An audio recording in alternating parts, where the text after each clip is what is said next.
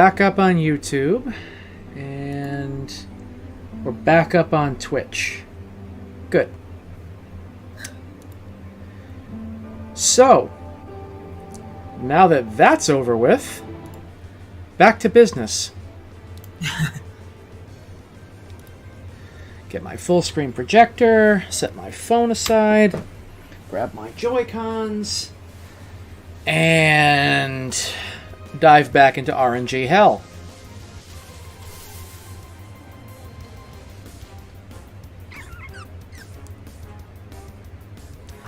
Not shiny.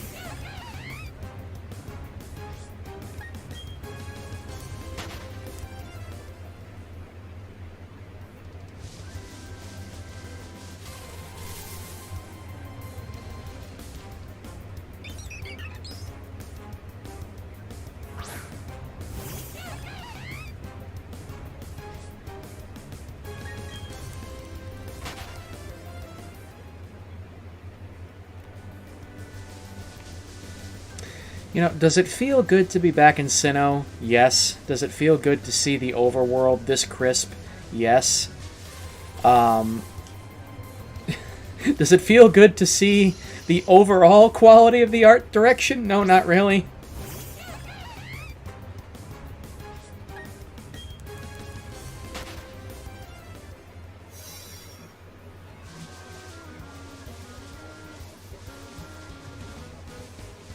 What up, gamers? It's your boy.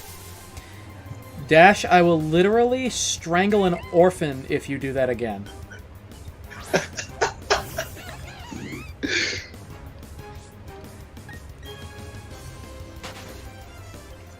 I muted my TV because I didn't want to hear how loud that was.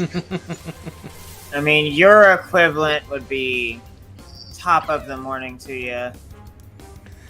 Top of the morning to you. Voice. Top of the morning to you. I'm Irish. I can do that.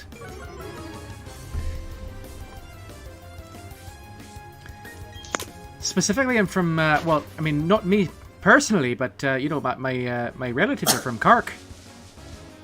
I don't know where that particular YouTuber gets all of his energy from. Just lots of coffee, or is it natural? I've noticed that between me and a certain somebody else who I've been watching for the last 2 nights play a certain game, there is definitely a significant gulf in charisma on camera. What do you mean? I have better stage presence than a certain somebody that I know. Not naming names, but I've been watching him play a certain game last night and tonight, and everything that comes out of his mouth is very, very dry. Whereas, you know, I try to inject a little life into things, almost like I'm trying to be entertaining. Does this game have anything to do with a kingdom crying tears? You could say that.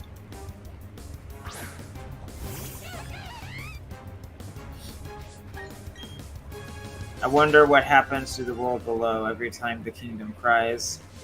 Gets very moist. Budew, but it's not shiny.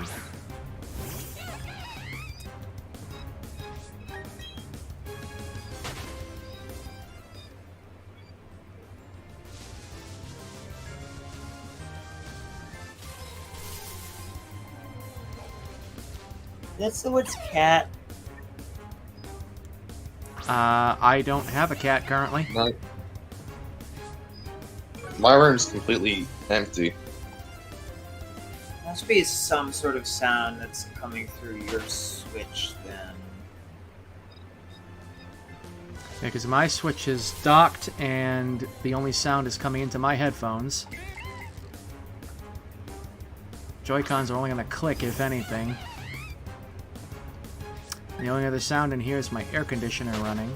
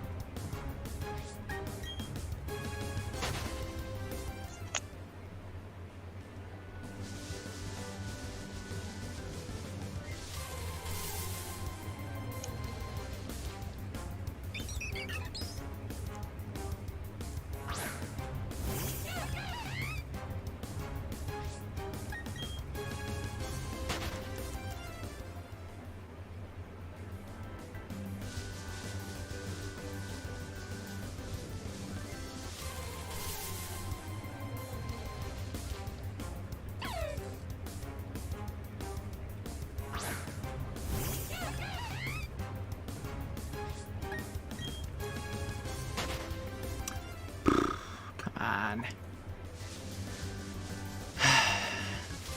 This is why I'm not a habitual shiny hunter. I do it very specifically.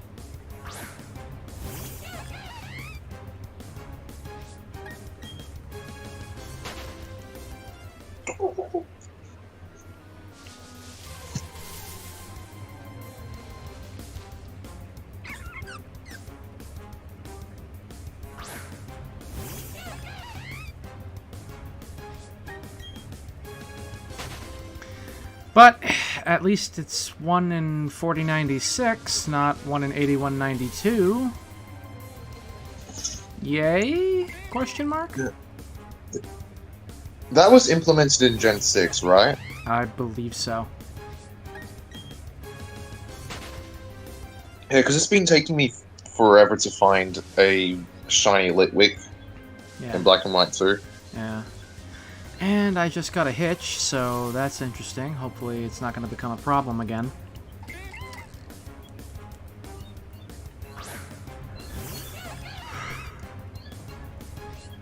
Well, unfortunately, I can't do the chain method because I'm too early in the game, and I want to use this Pokemon on my team when I get it.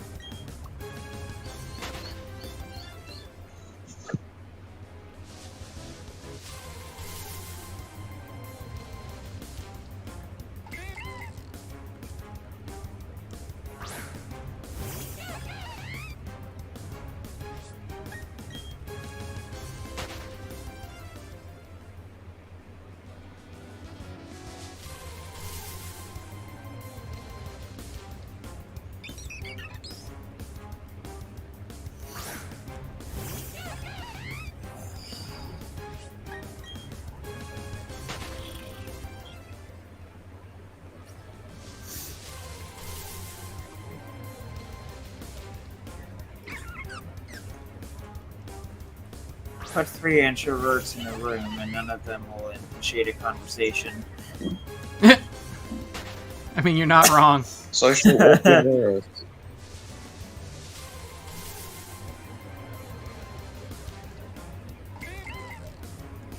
So, yeah.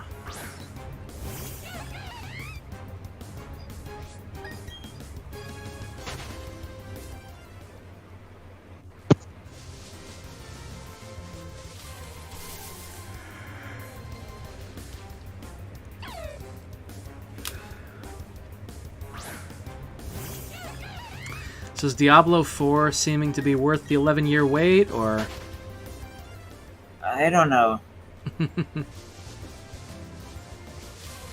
I'll probably get it at some point, but I'm not paying for it firsthand at all. Yeah.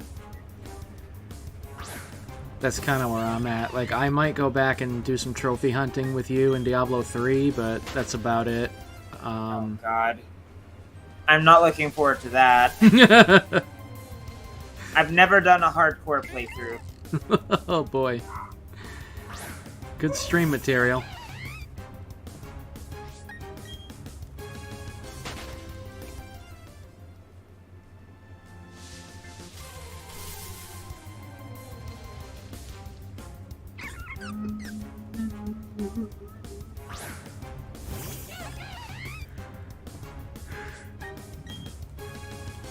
Do you guys not have phones? That was Diablo Immortal. Yeah, I do. but God, the entitlement, the indignant tone in his voice, like, buddy, capitalism is about making people happy. Don't insult them. If you want their money, don't piss them off.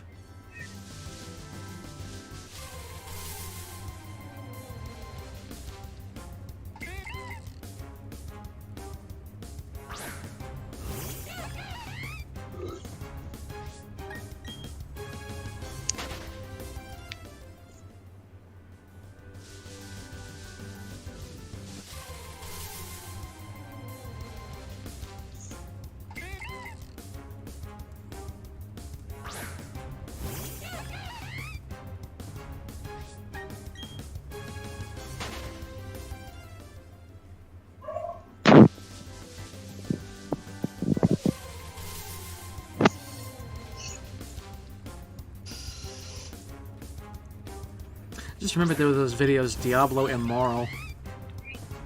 Oh yeah, the immoral design of Diablo Immortal.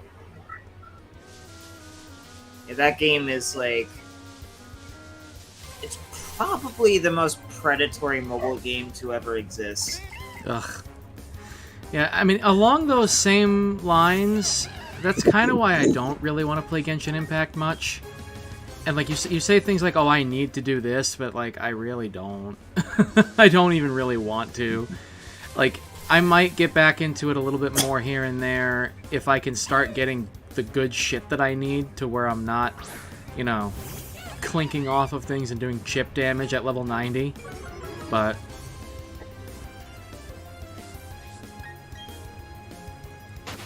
unfortunately, that's completely RNG dependent.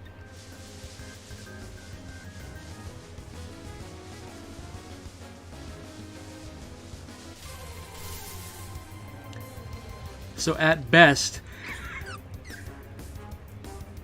the game offers some, you know, some very similar to this level stream material.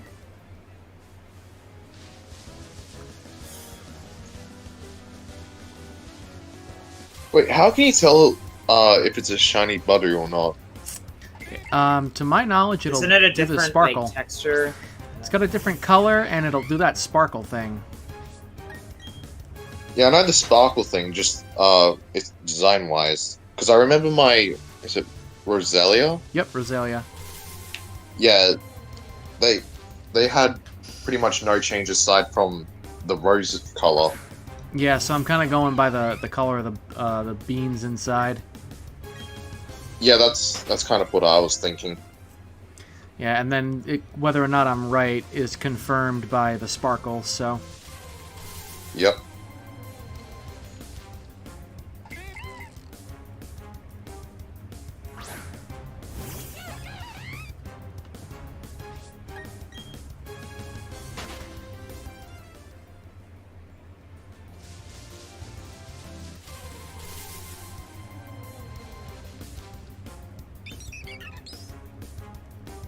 Yeah, so apparently the only two Pokemon in this game that are shiny locked are Mew and Jirachi. I almost said Mew and Celebi. Hello.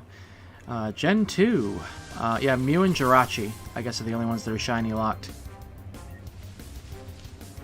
Wait, this is for the Gen 2 games? No, for I had a Gen 2 moment because back when I was little, I was so used to saying Mew and Celebi, but Mew and Jirachi in this game are the two gift Pokemon you can get if you have the save data for the other Switch games. And those are the only two Pokemon that are shiny locked in this game. Yeah, I remember some people shiny hunting Arceus. Yeah. Or Arceus. I don't know. Arceus sounds more natural. I never liked Arceus. Everybody says, oh, but that's the official pronunciation. Yeah, but the official pronunciation for hippopotas is also hippopotas, which does not sound good at all, so eat my shorts. Who came up with hippopotas? Yeah, Japanese. No, that's its English name. I don't know. I always just said hippopotas because it made more sense, but... So, Arceus... just sounds more natural. I'm just so used to saying Arceus, but I am kind of like getting into Arceus. Yeah, and like I get the idea, like it's got an arc, right? It's got all that curvature going on, but doesn't sound good.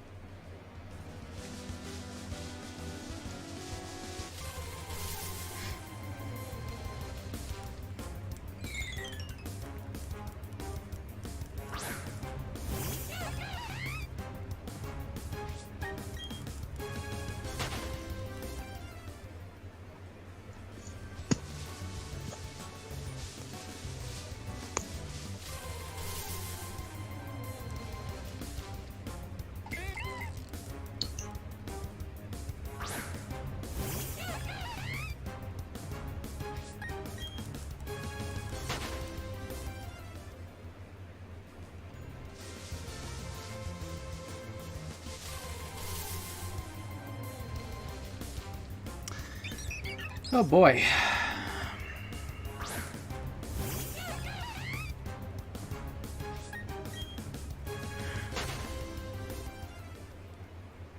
If you want to skip every limited time event or whatever, I guess that's like fine, but you definitely need better artifacts. Yeah. You could also alleviate your artifacts issue by using a better team instead of just throwing whoever you want into a team. But I guess that's your decision. I mean, it really shouldn't matter. Like that's it the does main in thing. the Abyss, but in the overworld, it's not as optimal. But you could get away with using whoever you wanted. Yeah, I don't like games that force you to min-max. Like, any team comp should be viable as long as you play properly.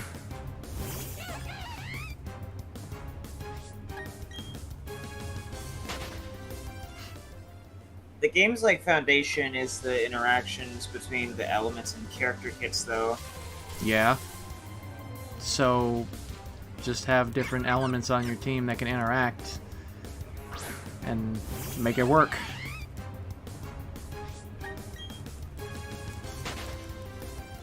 That logic doesn't really work for Geo. Okay. Does it look like I care?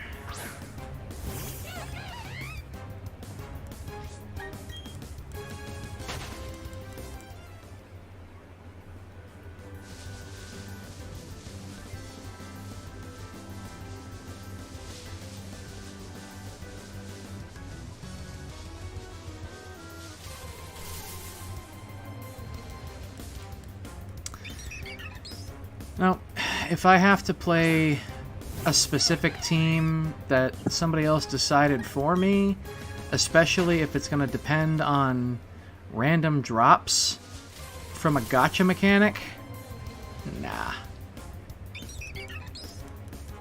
Not going to enjoy it. Yeah, I kind of lost a lot of interest in Genshin due to the gacha element. Yeah. It's that and the limited time content thing has pissed me off enough where I'm like, you know what? I might piddle with it here and there, but I'm not really interested anymore.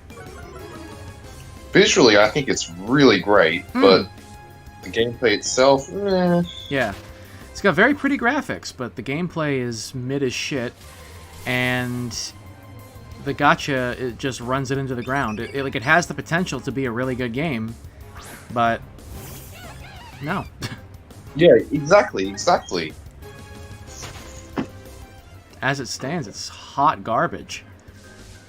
And that's literally just because it says, fuck you RPG fans, pay us within a specific window of time in order to get these items that you want. You can't just earn them in the game. That's not how you RPG. So in reality, it's got very superficial RPG mechanics, and it's really just a it's really just a character action gacha. Character action gacha beat 'em up. I would love for it to be a full-fledged RPG. Maybe even open world if done right. Oh yeah. Retool it enough, and it could be one of the best RPGs out there. But it's barely even an RPG as it stands. And once that veneer falls away, it's like, oh, nah.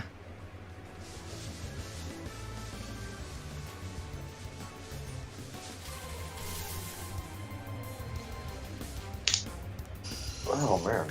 I feel about Genshin Impact how Boyish feels about Dark Souls 3.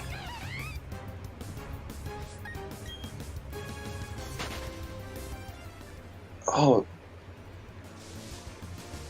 I swear I remember people praising the shit out of it.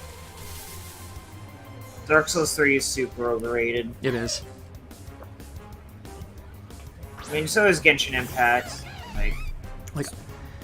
I Genshin Impact's a pretty bad game. I don't really get why it's so popular when it doesn't even do the bare minimum, if you ask me. Yeah. I like Dark Souls 3, but it's my least favorite in the series, generally speaking. It kind of shares, kind of shares a bottom spot with Bloodborne in a way. And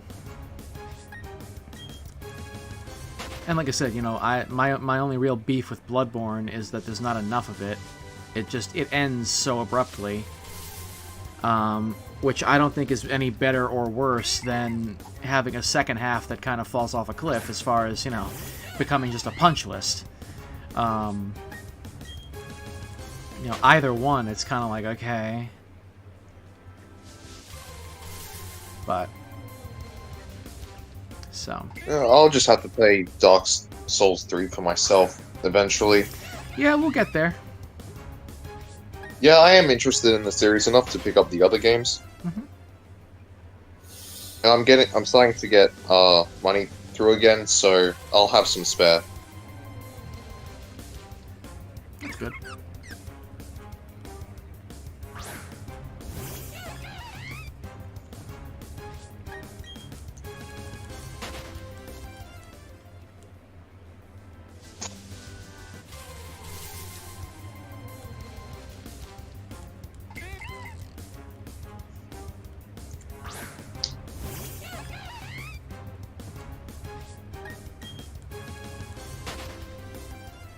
These fucking beavers. Hey, don't you shit on Budew. Oh my god, another one! Budew is actually the strongest Pokemon in the entire franchise. A level 1 Budew can one-shot Arceus.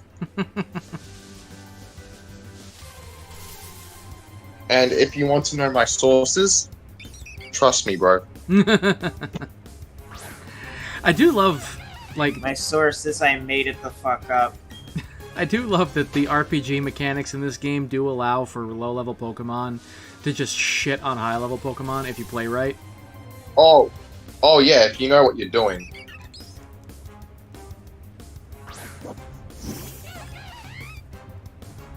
I think someone brought a level 1 Pokemon to a Pokemon tournament and used a strategy, and he just obliterated everyone. The Fear Rattata? Yes, but with what the fuck is its name? It's like the first its final evolution is Aggron, that big steel motherfucker. Aron? Yeah. Hmm. I forgot exactly what the strategy was used, but it was well thought out. Hmm.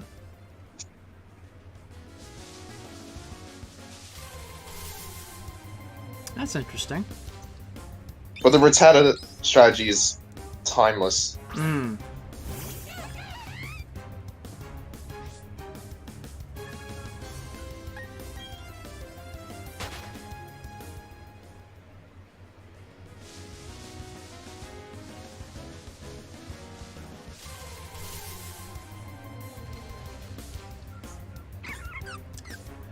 Oh, let Goofy swear! Fuck.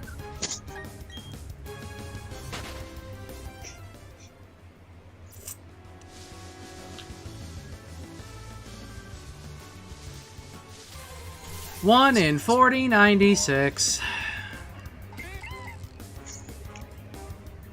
Hang on, I'm gonna search up what shiny.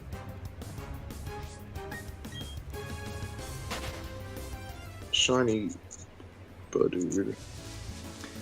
Yeah, I just remember that the Okay. So normal has red and blue beans. I believe that's the same for. Well, shiny Budew does have the blue bean, but it also has like. Okay, so you see that dark green patch underneath its base? Yeah. Yeah, it's purple Okay. for the shiny version. Gotcha.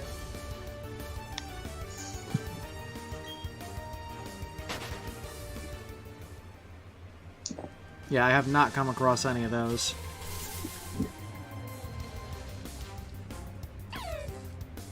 Also, wouldn't mind a yellow Shanks. Man, Shinx is such a cool Pokemon. I love Shanks.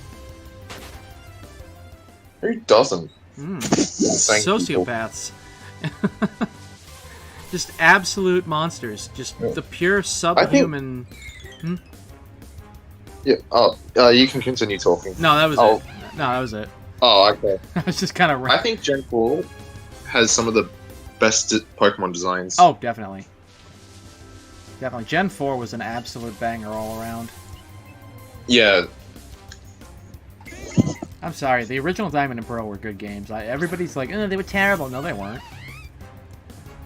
The worst thing... they weren't perfect, but they were good, you know. Platinum did improve upon a lot of things, though. Yeah. Like, the worst thing you can say about the original Diamond and Pearl is that they ran kind of slow and that they didn't have enough fire types. Ooh, wow. I don't think Kanto had very many fire types either. Like, at least not available. Or that were really any good. I mean, you had what? Also, people shit on the Gen 5 designs a lot, but I generally think they're among the best. Oh yeah, they're legit good. Oh, but ice cream cone and garbage bag. Yeah, and Gen 1 has ball. This was just like an anime thing, but I think Gen 5 had the most interesting like Pokemon world, I guess. Oh, that's Pokemon just that's a Gen 5 thing as a whole. I loved Pinwheel Forest in Unova. Yeah, same. That whole first stretch of Unova was really great, and then it just I don't know, I loved Unova. It was great. Sinnoh and Johto are still my favorites, but Unova was really good. Unova is my favorite for nostalgia reasons, but objectively, I think no. Well, that's contradictory. Objectively, it's probably one of the best. Yeah.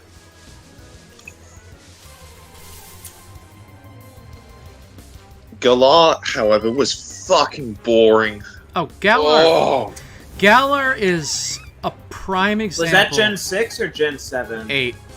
8. Oh. Yeah. Kalos was underwhelming, but it wasn't as bad as Galar.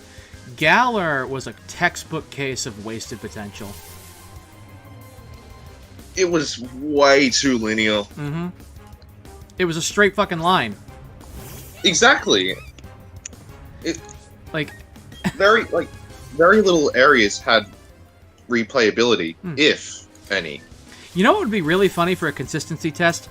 If people who apologize for Galar being linear criticize Final Fantasy XIII for being linear.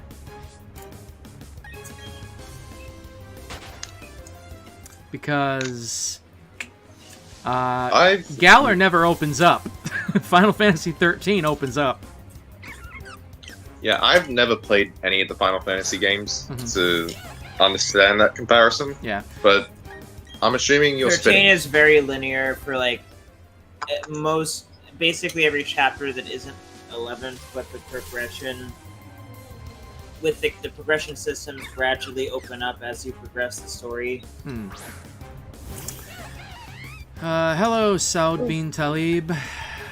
If you know what you're doing in 13, you can actually, like, especially later on, build your characters in a lot of different ways. I'm pretty sure Gen 8 doesn't really provide you with that option.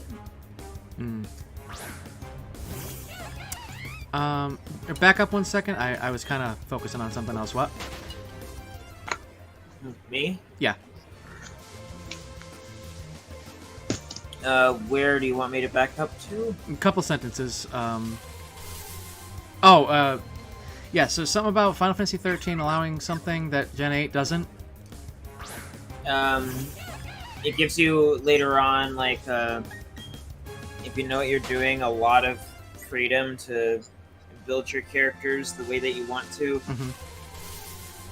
Yeah, no, Gen 8 does not do Albeit, it that. does require a lot of grinding if you really want to do that. Because the secondary paradigms are ridiculously expensive.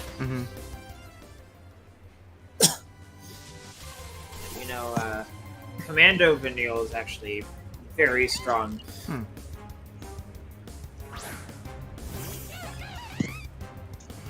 Yeah, no, Or, Gen 8... Synergist Fang, too. Gen 8 what? Gen 8 just kind of does nothing.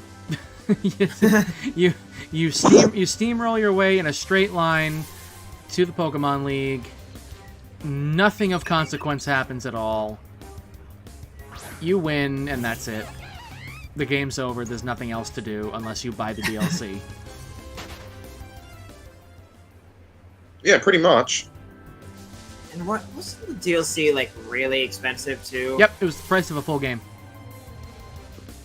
That's retarded. It is. I think even though I liked the DLC, the price wasn't justified. Yeah, I think each one was like $30. I think that might be the same for Scarlet and Violet's DLC. Oh my god, the audacity.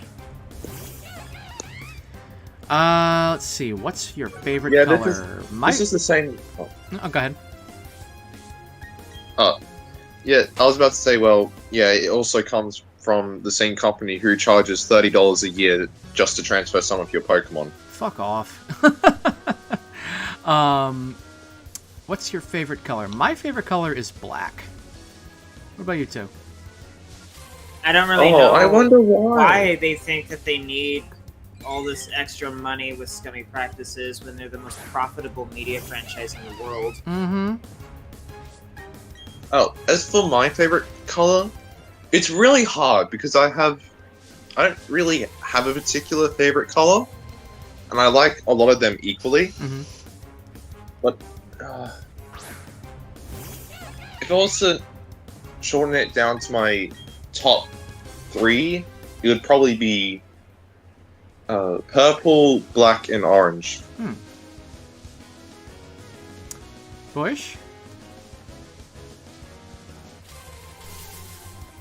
Oh, I think he died. Oh, probably. That's okay, we'll get a new one. Yeah, sorry, man. We've been cloning him, you know, it's fine. On anime, women, or girls, I think my generally favorite aesthetics are usually green, purple, and orange. Especially for hair. Alright. Oh yeah, purple hair is fucking great. I'm a big fan of Now blue you understand hair. why I like Akano so much. I've always thought of her hair as being much closer to black than purple. Yeah.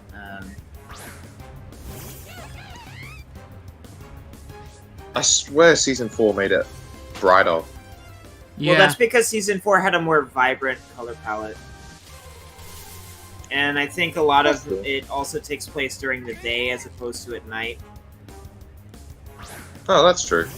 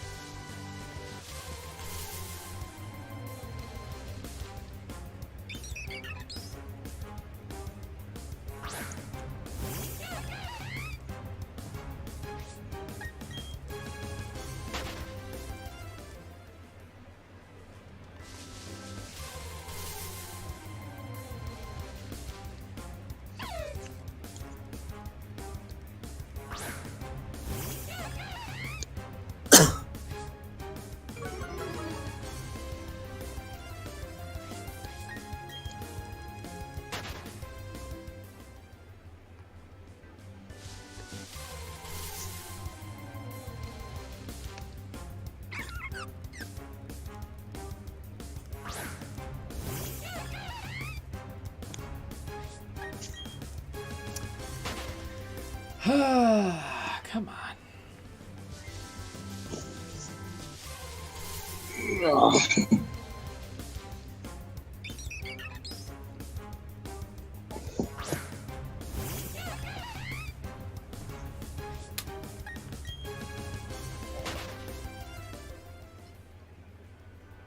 aren't shiny Starlies like a little bit more brown? Yeah, they're like copper colors. Yeah. Yeah, when I was doing this, with the game set to like around sunset, it was really messing with me because the Starlies kind of show up same as same here. yeah.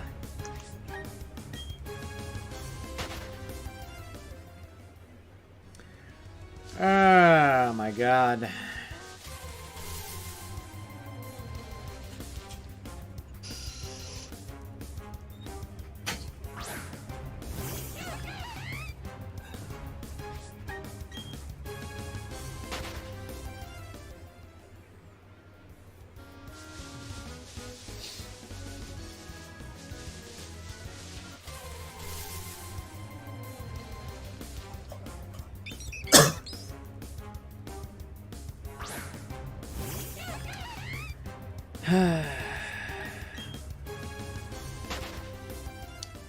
RNG hell. Don't you just love it? Mmm.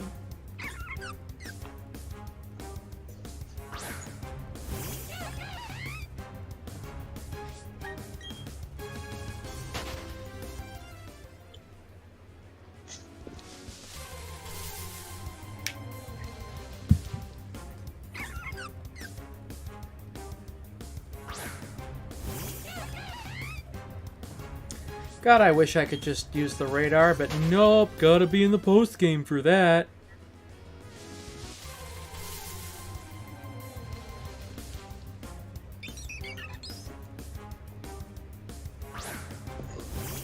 I wish Pokemon went back to more meatier post-game content. Oh god, yeah. I could do without the Because Black massive... 2 and What? because Black 2 and White 2 had an incredible post-game. Platinum, too.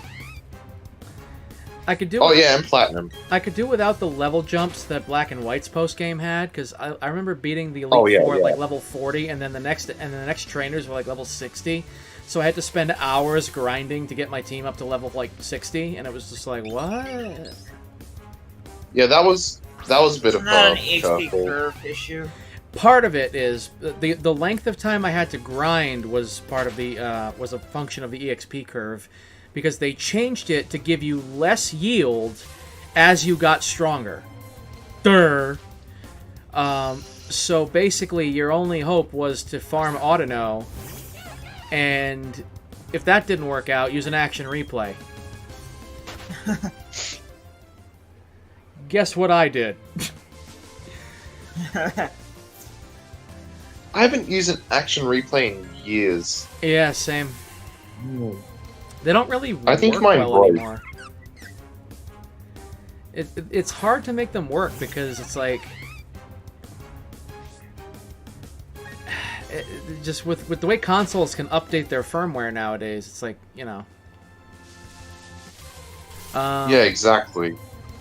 Wait, what show were you guys just talking about prior? The one where you said Season 4 had like a brighter color palette. High School DD. High School DD.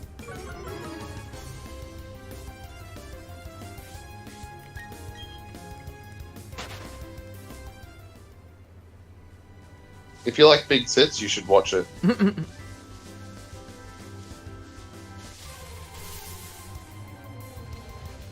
A shorter time commitment would be a moral build. 12 episodes. I swear, I unironically watched High School DD like 3-4 times all the way through. Yep, I have watched the first 3 seasons like 2 or 3 times each. I have never seen Season 4. It's so ugly. I really like the story in Season 4, but the art style... ugh. Season 4 had the best story, but the worst animation. Yeah. Yeah. I've heard good things about the story, but I know for a fact the animation would take me out of it. Oh, hello. We got 3 people watching on Twitch. What's up? Of course, now that I acknowledge them, they're going to disappear. That's how it always goes, right?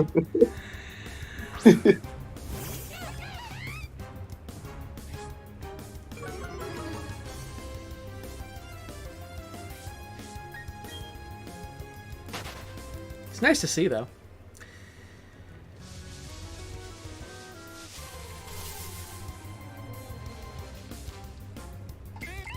And of course, some people tell me that the viewer counter is by no means accurate, and if I'm seeing 3 now, that means they're long gone by now or something. I don't know. Well, down to 2. But I don't know. Having a big and consistent viewership feels more like luck now. Yeah, you know, it really does, because it's like, oops. I genuinely don't know what all else I can even do to try to grow or even have any kind of consistent active audience. I mean, part of it is also the fact that a lot of the people I know are just in completely different parts of the world, you know? So, like, Renee's in Germany. Australia! Yeah, Australia. Well, you and Snuggly are in 2 completely different parts of Australia, so you have different time zones. And then me and Boyish are in 2 different time zones of America. And then Renee's in Germany, and, you know, it's like... It's crazy trying to, like... And I think Olive is in Portugal. So it's kind of hard to, like, match everything up, you know? And to where it's like, okay, everybody gets to be here and all be together, and we have an active chat, and we're having a good time. And it's like... It's tough. That's why I allow VODs. Yeah. Because I know not everyone will be able to make it Yeah. to my streams because of the time zones. Yeah. Yeah, that's why I started multi-streaming to YouTube again, because I'm terrible about downloading my VODs from Twitch, and if I don't have room to record on my hard drive, I need to have it stored somewhere. So I'm basically just using YouTube as exposure and storage more than anything. Whereas, you know, Twitch is where I've got all my, you know, interactive stuff. So, like, the donate button's there, and the bits button is there, and the, you know, the sub button, and all that other kind of stuff. Like, and I gotta set up the audio, the soundboard thing. That seems like it could be a fun little feature. Yeah. I'd like to coax things more towards Twitch, but at the same time, I don't want to impose that on anybody if they would rather use YouTube. I wish YouTube had those features. Yeah, that'd be nice, because then it would be like, okay, well, let's... You know, YouTube is too obsessed with competing with TikTok right now. Yeah, which... And Super Chat is garbage, because it's not like a direct thing, like like with Twitch, I can just link a PayPal, you know? You know, with YouTube, it's like, oh no, Super Chat, that money gets stored, and you basically can't access it until you make $100. Then you can pay out. Like, dude. What? Yeah. Yeah. Whereas, you know, any donation that comes in on Twitch goes right to my PayPal.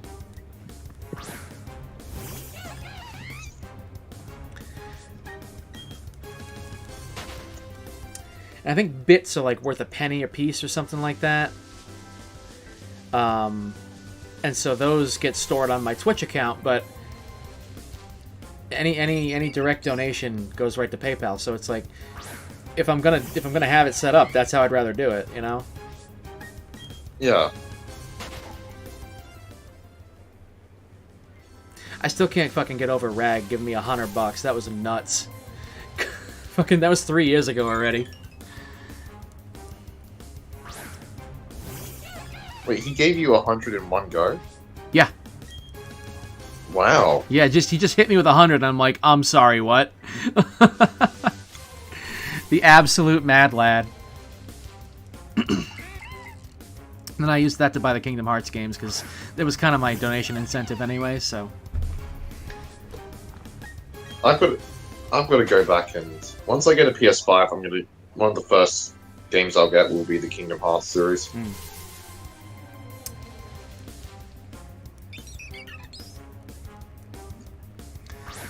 I gotta go back to that. I need to go back and finish Melody of Memory.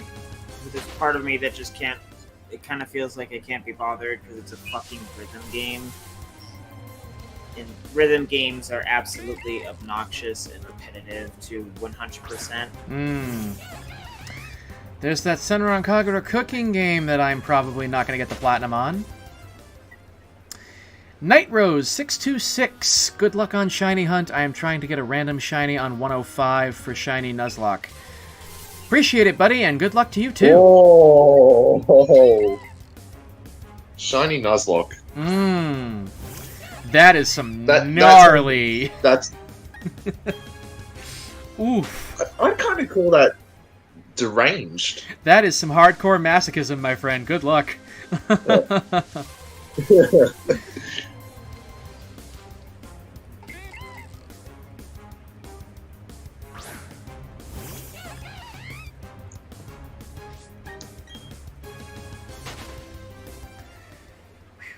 Oh boy. 1 in 4096.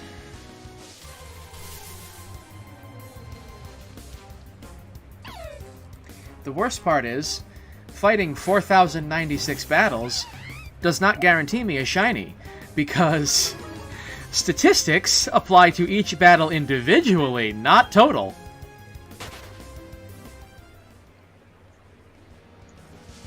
Yep.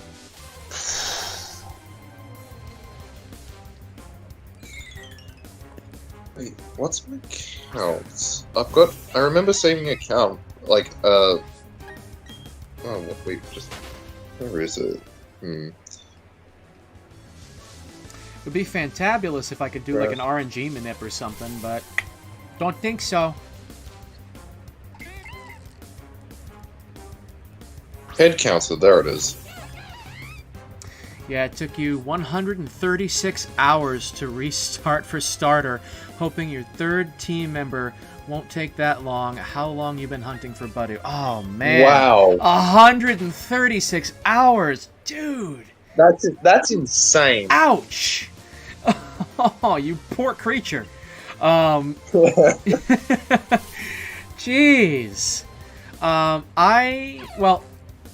I spent several hours about a year ago, a little over a year ago, hunting for Budew and didn't have any luck. I lost out on a shiny Shinx in the process of trying to find Budew. And then I put the game down for quite a while until like just recently, like just the other day. I spent about 3-ish hours, 3.5 hours I think it was, last night.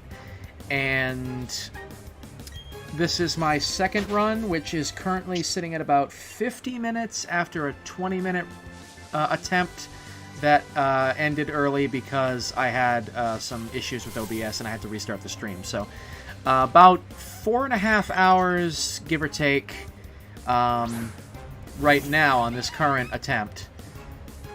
Yeah, the longest... I've been shiny hunting this Litwick for about 30, Oh boy. I think. Yikes. Yeah, 1,120 encounters. Good lord. Yeah, I mean, I have a regular Budew on my team already, but the main reason I want a shiny one is as an homage to one of my favorite team members that I've ever had. Back when I first played Pokemon Y, back like 2014, I got a full odds, completely random, wasn't even looking for it, shiny Budew, and she became the star of my team. Like, she was amazing as a Roserade, and so I've been wanting to do an homage to her by having her on my team in this game. Oh yeah, Grass and Poison is lethal. Oh yeah. So she was great, and so I want to have another one of her. And so that's kind of why I'm going for a shiny female, even though I already have a Budew. Let's see, Night Rose says, still under odds for Litwick. Nice, hope you get her soon. Appreciate it.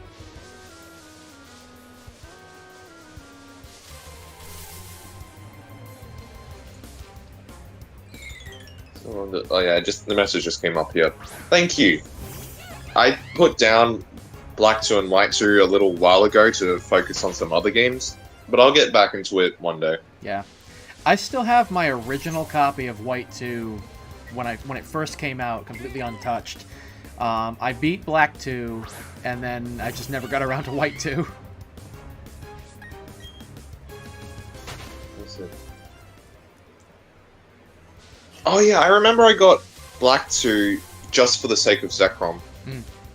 Instead of consistency with White. Yeah. For context, anyone in the chat, Zekrom is my favorite all-time Pokemon. Neat. Zekrom's definitely up there. That was the black. That was the black legendary, right? Yep, that was the Black Gen Electric 5. Dragon in White version. Yeah. Yeah. Oh yeah, I forgot that they had the inverted Yep. legendaries. Yep, it was like a yin and yang kind of thing. Yeah, that's one of the reasons I loved Black and White's story and symbolism so much. Very philosophical. Oh yeah, and like the Team Plasma having a legitimate motive for doing what they did, all for it to be like a lie was, that was a great twist. Yeah, legit. The animal rights advocates that are actually eco-terrorists, like, dude, that was awesome. Yeah, and then Black 2 and White 2 gave us Colress, who is an interesting character in his own right.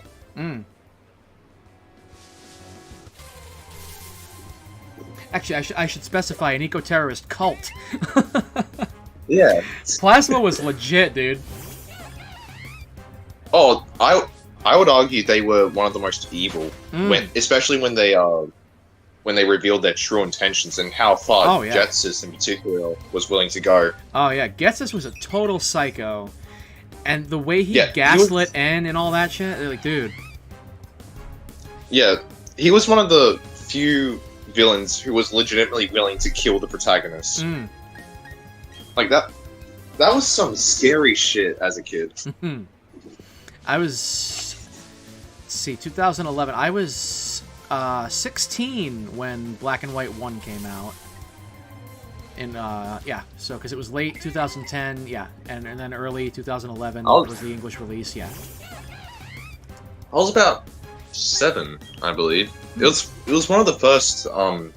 It was my first Pokemon game, but it was also one of the first DS games I ever got. I remember, like, for a good few weeks, not knowing how to save, so I would just reset every time I played the game. Oh no! Fun times. Oh no! How did you not know how to save? Because I was a dumb kid. Oh. Meanwhile, I was 4 and knew how to do it in red and blue.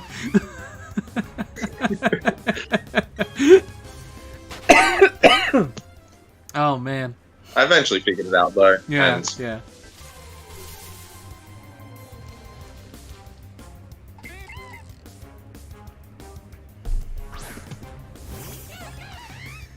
Oh boy. We are in RNG hell, kids.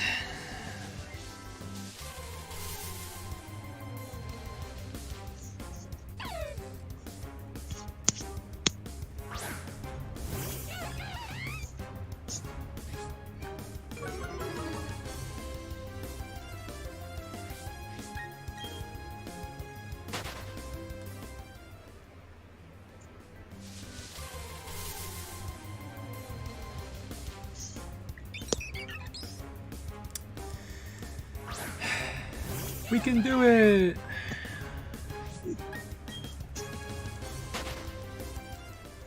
If only registered nurse Jesus will allow it.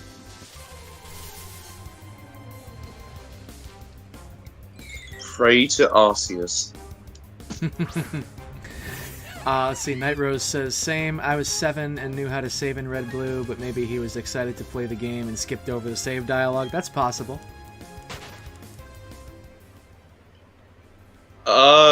Yeah, that could have happened, but it's been over 10 years, and I barely have any memory of my childhood, honestly. Oh my god, it's been 12 years since 2011. Where did the time go? Holy.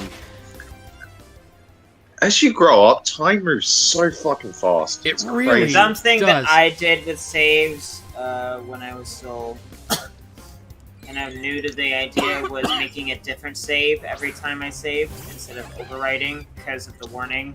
Hmm.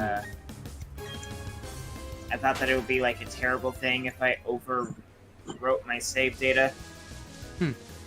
Oh, I've always felt so guilty about deleting my save data for Pokemon to start over. Oh yeah. Like Game Freak, just implement multiple saves, you numbnuts. Especially on the Switch, there's no excuse not to.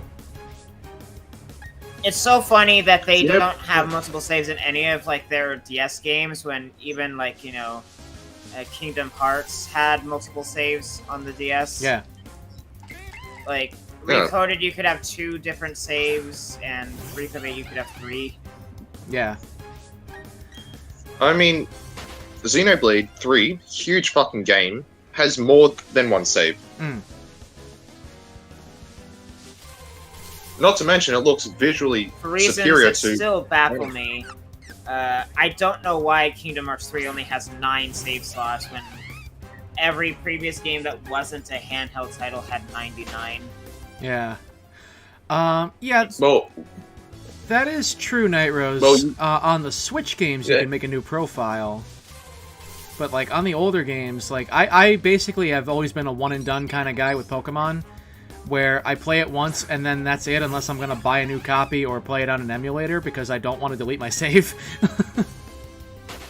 one of the reasons I got Pokemon Bank and Pokemon Home was so I could save the Pokemon from that, from the save files. Mm.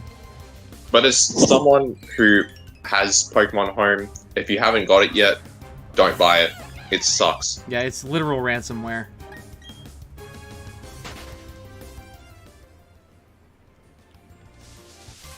Oh, you can't send your Pokemon back to their original cartridges. And, oh, by the way, unless we put that specific Pokemon in a new game, sorry, you gotta keep paying until we do. And, oh, by the way, you have to pay us for the new game, too. That's not, like, literally Yeah. ransomware or anything. Yeah, it's so bad. That is mad scummy. Game Freak do not need the money. Yeah, no, really, honestly, like... Oh, God, there is no excuse for any of the shit that they've been pulling lately. Like I said, the only reason I have this game... I don't have Scarlet or Violet, but... The only reason I have this game is because I loved the originals, and these were my last hurrah, like, my last bit of goodwill to Game Freak. Like, don't screw it up. And they screwed it up. Yeah, I do feel like Game Freak have put more focus on money than actual quality. Yeah, definitely. Or to put it in a different way, quantity over quality. Yeah, definitely. Slow down. Yeah, we're getting like one new main game a year. Like, I'm happy. That's We're Call getting- of Duty shit. Yeah. Yeah, exactly. And it hasn't been good for them. I tell you, the last genuinely good Pokemon game was ORAS. It's been 8.5 years. Yeah. I really wish Scarlet and Violet had a bit more time in the oven, because the story it has is genuinely really good. One up there with Black and White, but everything else is just... ugh. Yeah. Some of the new Pokemon designs are really great, Yep. but Clodsire sweep. it... I fucking love Clodsire. Yeah, it fell short in many different areas. Mm. Yeah, like if they had stuck with the Sword and Shield art style, but then refined it so that it actually looked good and took advantage of the hardware instead of, you know, what Sword and Shield did, and they had hired competent programmers and given them enough time, or if they had just hired more and given it more manpower to get it done in that seriously tight period of time. Yeah. You know, literally all they had to do was just put more money into it if they couldn't put more time into it, because that's what the Game Freak Defense Squad always goes up to is, but they can't delay the game. They have to get it out at a certain pace because the anime and the merchandise. And it's like, okay, then $100 billion franchise, hire more people. It's literally that simple. Yeah, the amount of dick riding that some Game Freak fanboys can do is unreal. Oh, and like I said, how many people defended the Galar region being a straight line with basically nothing to do, who have criticized Final Fantasy XIII for being a hallway that opens up massively later.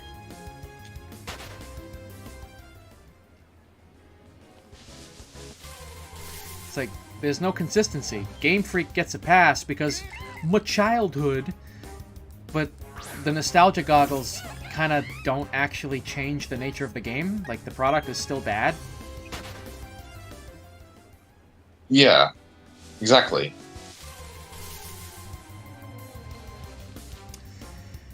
I don't know.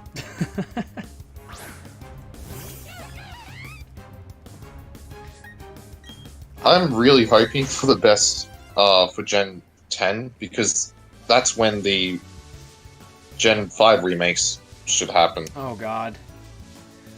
Oh, God. I don't want to see those games slaughtered. I hold them so close to my heart. That's kind of how I felt with Diamond and Pearl, and to see this... Look what happened. Yeah. Not happy.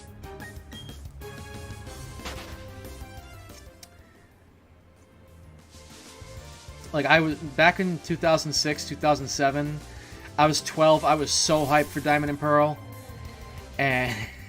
Like, it just... Ugh.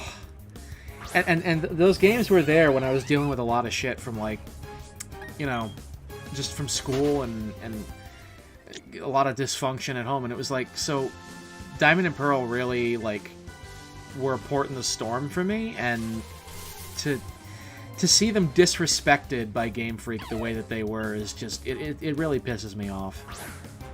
Yeah, like, mid last year, I was going through a lot of things, and Black and White really helped. Yeah. Just like as like a night as an, I guess, just as kind of a fun distraction, and just being able to focus on something else other than my problems. Definitely.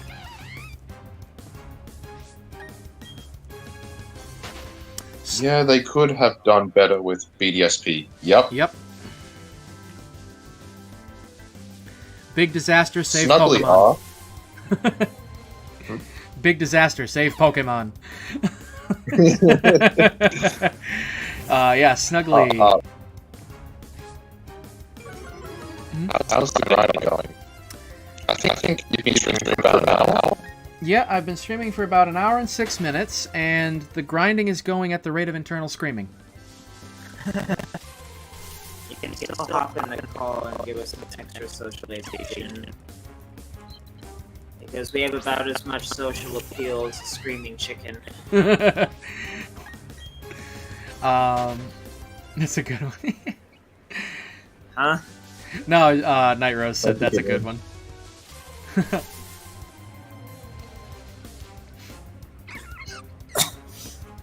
Every time I see one of these little green shits, I wanna cry. It's the worst.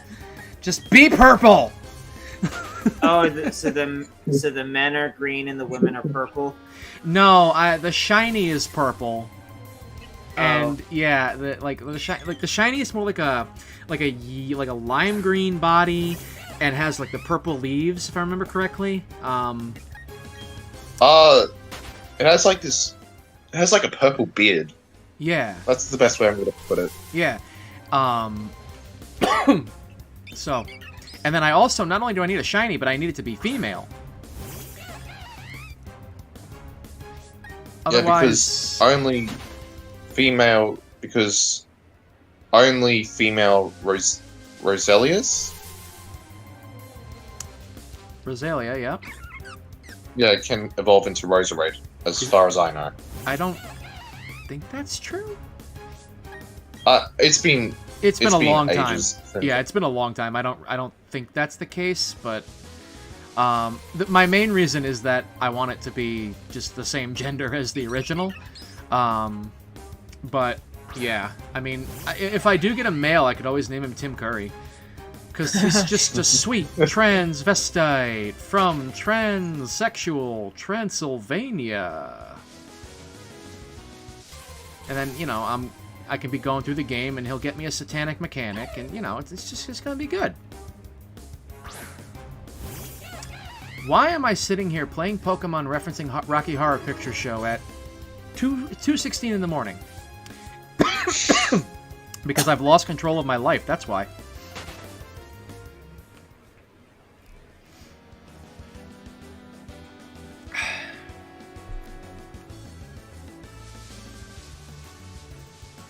Yes, Roserade can be male or female. I thought so. Oh, thank God. Because I remember that there are, like, certain Pokemon that can only evolve when they're a certain gender. Yeah. It's a good thing I'm not going for a shiny female Combee. Oh, boy. Oh, no. Oh, that would not be okay. That would be some certified toaster bath right there.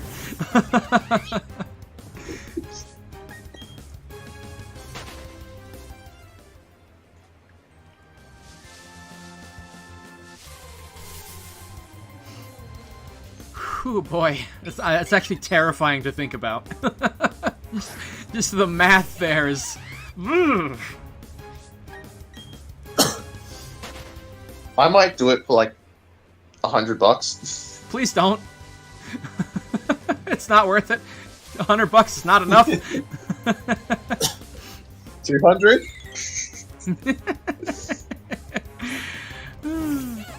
Well, in BDSP, would not be too hard. You just soft reset by a honey tree. Yeah, that's true. And at least it alleviates it somewhat. But oof, the math, the math is still not friendly.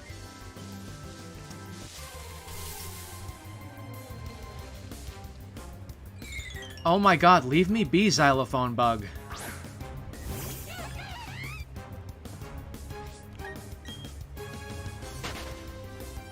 I just want my purple bearded plant child. Very true. Yeah.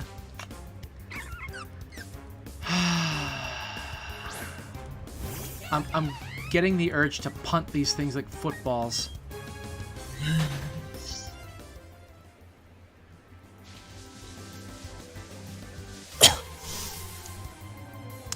But at least we got some activity in the chat. That's nice. And we got a call going, so something to keep me sane. Yep.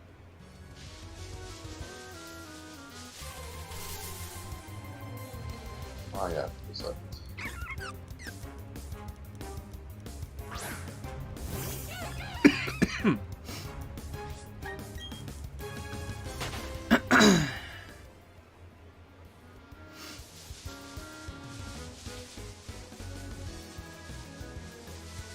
Ugh, the fact that I can't get the Poke Radar until the post-game, but I want to use this thing on my story team. Man, what the fuck is Shiny Rayquaza doing in the anime? What the fuck? Pardon me? In the new Pokemon Horizons anime, Shiny Rayquaza appears. That's some weird-ass shit. Alrighty then. There's gonna be some multiverse shit happening. Well, we've had multiverse theory in Pokemon since Oras, so... Oh, yeah! I swear, Pokemon actually has a timeline, but yeah. It's kind of confusing. Mm.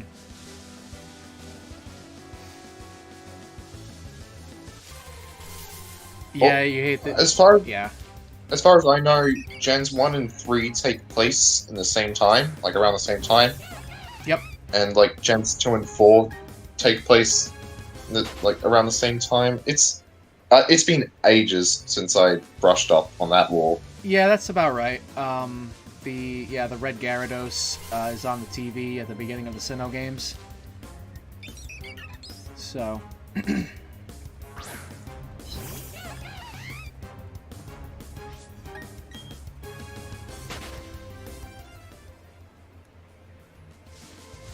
then the Mega games are in a completely different universe. Yeah. I do think... I wonder if Pokemon is going to explore a bit more of the multiverse side, because I do believe that could lead into some interesting storytelling. Unfortunately... Like with, Well, I was about to say Scarlet and Violet kind of have it, but that's more so time travel. Oh yeah, the Bike Lizard evolves into a different Pokemon depending whether it's the past or the future kind of thing. Yeah. And I love Koraidon and Miraidon. They're so cute. This weird dog wants a sandwich.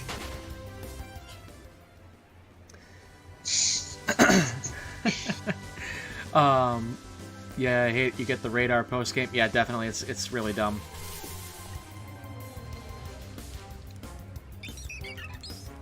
Because I could be stacking a 40 chain of these things right now, and then get down to 1 in 99 odds, and then...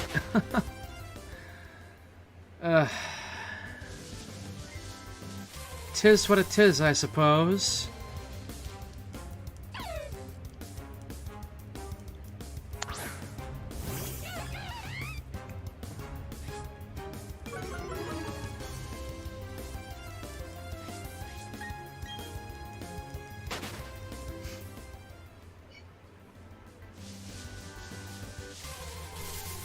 Thinking of actually using Jirachi in Pearl. Haven't used a Jirachi in so long. I haven't used one at all. Wait, was Jirachi a Gen 3 mythical? Yeah, it was a Gen 3 legendary, Psychic and Steel type, little fairy thing. Grants wishes in the anime. Oh, I've never seen that movie. That was a good movie. It's canon, From too, what so. I've heard online, most of the Pokemon movies are either meh or shit, but there are some genuinely good gems. They've gotten worse as time has gone on, that's for sure. Like, I remember loving the Victini movie. I thought that was nice. I don't think I've seen that one. Night Rose I says recall it the was black a thief. and white movies in general being pretty good, but it's been forever since I've seen them. I didn't care for the Genesect one of what little I saw of it, but I never finished it. Same thing, like... That's the one people... That's like the movie people hate the most, I think. I remember the Zoroark one, but not a whole lot about it. Yeah, that was wild that it took place in Gen 4. I was like, what the fuck? I think the last one I really liked was the 10th one, Dialga, Palkia, and Darkrai. Oh, the Darkrai one was so good. That was the last time. That was the last one I really liked. Yeah. Darkrai became one of my favorite Pokemon because of that movie. Yeah, Darkrai's dope. And then the Sinnoh tournament had to screw everything up with Tobias. You know what? As far as I'm concerned, Ash canonically won that, and that didn't happen, because that was some horse shit. By all rights, my boy won. You can tell they the writers wrote themselves into a wall with Tobias. It's so obvious. Yeah, well, they had this irrational fear of making him a champion, even though he could just still go on to a new region, because he's like, hey, I'm motivated. Even though I'm a champion, I want to go further. Like, just do it that way. Like, he doesn't stop being... They did that with the Sun and Moon anime, where he won the championship, but still wanted to excel further. Yeah. Like, dude, just give him the win in Sinnoh. He earned it. So, as far as I'm concerned, the Tobias thing didn't happen. Yeah, that ticked me off as... Oh, I'm just reading a comment from your chat. Yep. Yeah. Oh, God. It was garbage. And then they lobotomized him in the Gen 5 anime. That was a hoot. Oh yeah, he somehow lost to a guy who forgot to bring 6 Pokemon. Incredible storytelling. And apparently, I never watched all of it, but apparently the XY season was really good. The one that always stuck in my mind that made me put it down the first time was the Dedenne episode. I think it was like the 3rd episode of Kalos. Night Rose says that and the baby Snivy beating Pikachu also ticked me off. Oh, God. Yeah, that didn't make any sense. The Dedenne episode, I think it was the 3rd episode of Kalos. And they're sitting there going, where are we going to find some electricity for Dedenne? And the electric mouse, it looks confused. The animal that can literally produce electricity from its cheeks is sitting there going, I don't know, where are we going to find some electricity for Dedenne? And it's like, oh my God, this is like Short Bus Dora the Explorer. I'm out. Yeah, that aside, I do think XY had a good anime. The Team Flare arc in particular was incredible. Yeah. I've heard good things. I haven't seen the rest of it, but I have seen bits and pieces of it after that point. I'm kind of iffy on Ash Greninja because it kind of just feels like an ass pull the writers gave Ash to make him have a Pokemon with Mega Evolution, but not really Mega Evolution. Yeah. I can see that. Again, it's been a while since I've watched the XY anime, so perhaps it was actually explained in a logical manner, but that's my interpretation. Yeah.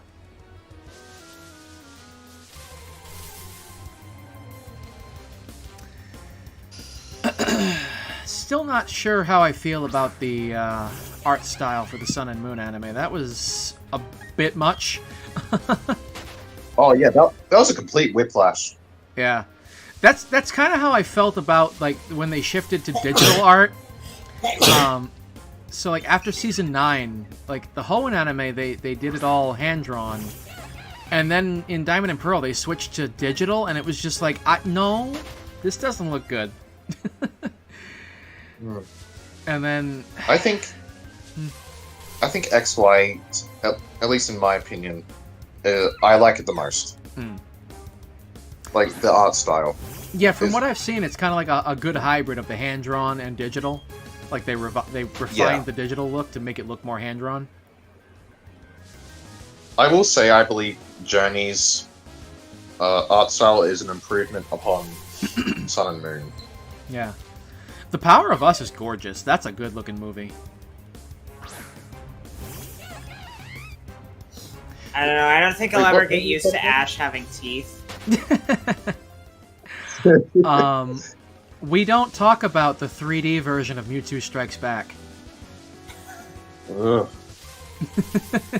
You know, even like, I don't know why, I guess it was just a stylistic choice, or maybe it was budgetary. I'm not very fond of Dragon Ball Superhero being like all 3D. You can tell that it's 3D. Yeah, it looks like a really high-budget game cutscene. And it runs at like 12 frames per second on every frame of animation. Night Rose says, if I remember, XY had Ash looking a little more older, which I liked. Yeah, same here. He had a good design in that series. Yeah, because it showed his maturity since Black and White. I also really appreciated going back to the original theme song, but then like updating it with a more punk rock kind of sound. Oh yeah, it's so good. Yeah, they gave it a little bit of Power Rangers energy, and I'm like, I'm feeling this. I've generally really liked the music out of the Pokemon anime. God, the 4Kids soundtrack went so hard. Oh, there was a Gen 4, one of the Gen 4 OPs that had a song I really liked. I forgot what it's called. Stand Up? Yeah, Stand Up. Yeah, that was a good one. Loved it. Yeah, honestly, like, the Japanese opening for Gen 4 together, that is like one of my favorites in the entire series. I'll have to listen to it. And Dawn's Japanese theme, Kimi no Sobade, that was a great song. It's so cute and peppy, and it's like, it's great. Cute and happy music, best music. And of course, May had a great Japanese theme too. That one was I can hear. I can't think of the something Makanai, like won't give up or something like that. But it's like starts off with like stage on, and then it was really cute.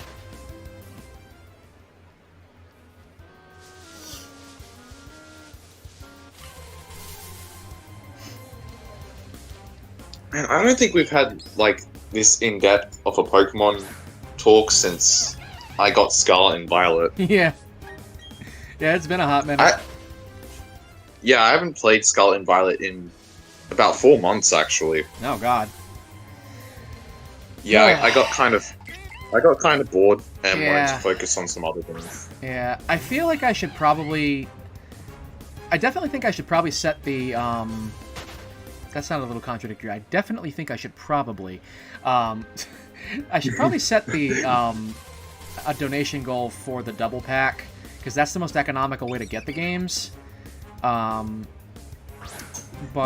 I don't know, because I feel like maybe I should play them with all the bugs intact to see how bad it really is. Kind of like what I was doing with Shield, was I deliberately didn't update the game so I could see how it launched.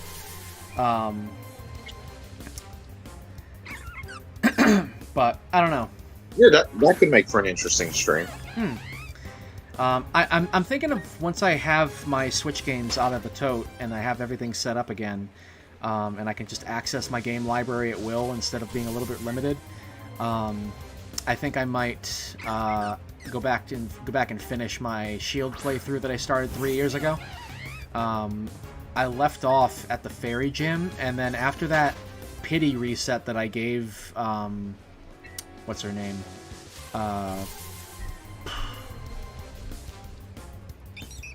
Blanking on her name, but Opal. I stomped her. Yeah. I stomped her so bad the first time around just by using my Salazzle, and so I gave her a pity reset. I was just like, I'm not keeping that. I reset the game and I did the gym again, only to stomp her again. I'm just like, you gotta be kidding me. So I just got bored and was like, I'm done. Night Rose says, yeah, I have not played since I beat Scarlet, went back to Gen 2 shiny hunting, waiting on DLC and Pokemon Home capability. Yeah, I'm the same. Oh, the fact that they still haven't added home compatibility to the new game. Especially when they announced that it would be coming early this year. Oh yeah, it's we're halfway through the year, guys. Literally halfway through May, almost at June. That's the halfway point. Get your shit together. Pokemon Game Freak are just incapable of keeping promises. Insane. Yeah. $100 billion media franchise. Kevin, the I couldn't read that fast enough, is now following. Thank you, buddy. I just realized I forgot to have stream labels on, so let me turn that on. Oh, Yuki. Yes, I have a Yuki GIF when I get a follower with Solaire Audio, because That's just how I roll, my guy. No arguments here. Okay, Kevin Debruinelbrinis left knee. Nailed it. Oh, and he is off the. Oh boy, let me adjust this. Hang on. There you go, my guy.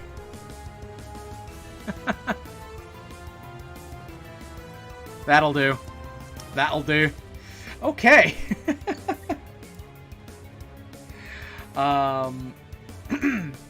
Kevin says Sword Shield just felt so lacking. I didn't finish it either. Yeah. No, it's a very lacking game for sure. Oh, and now Malware Bites is popping up, being an interrupting Edward. Let's go with that. Okay. Girl Budew, that is not shiny. I need you to have a purple beard, my plant child. Come on now. That's a sentence.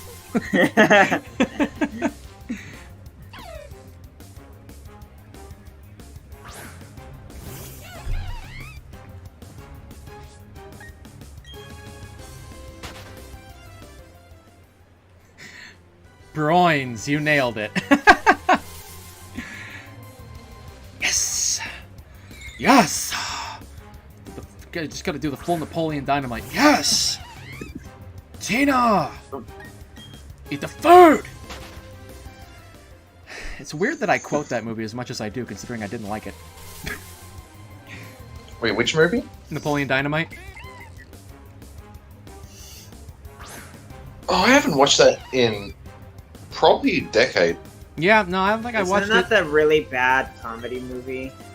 With the nerdy Or is that guy something and else? yeah, that's an accurate way to describe it. Let's see. Night Rose says I beat Sword with a shiny Ninetales only playthrough. Only challenge was champion. Nice. Yeah, and yeah, I mean that's the thing. The game is so easy. You go out of your way to not be Tina, you fat lord. You go out of your way to not be overpowered, and you still steamroll everything. Like, come on, man. Yeah, I only really struggled with the champion fight, and that's it. Yeah. Like, I'm curious, and I know I'm definitely going to make the donation goal for that stream to be the DLC, because I'm not buying the DLC with my own money. Although I guess if somebody voluntarily gives me their money, it becomes my money. But you get the point. It's arguably easier than Let's Go. Yeah, no, I can see that. Let's Go I haven't gimps played Let's you. Go in ages. Yeah, I haven't played it since it came out. I got up to Mewtwo. My party wasn't strong enough to survive. I didn't feel like grinding the Elite Four for a million years, so I just said, nah, I'm good. I've done this how many times in Red, Blue, and Yellow? I'm good. Let's Go was stupid easy for sure. I don't know. Like, I had more fun with it, though. That's definitely, like... In fairness, it was meant more of a gateway for Pokemon Go players. Yeah. To like it was a gateway for Pokemon Go players to modern, not modern, mainstream Pokemon. Yeah. Yeah. So I can understand why it was easy and not as probably expansive as people would have hoped. My only problem was just the inability to grind. Like, you had to get to the Elite Four, and that was it. Like, that's your only grinding spot. Good luck. Yep. True, and it's a great way to introduce people to shiny hunting. That's true. I wouldn't mind a Let's Go Johto. Yeah, me neither.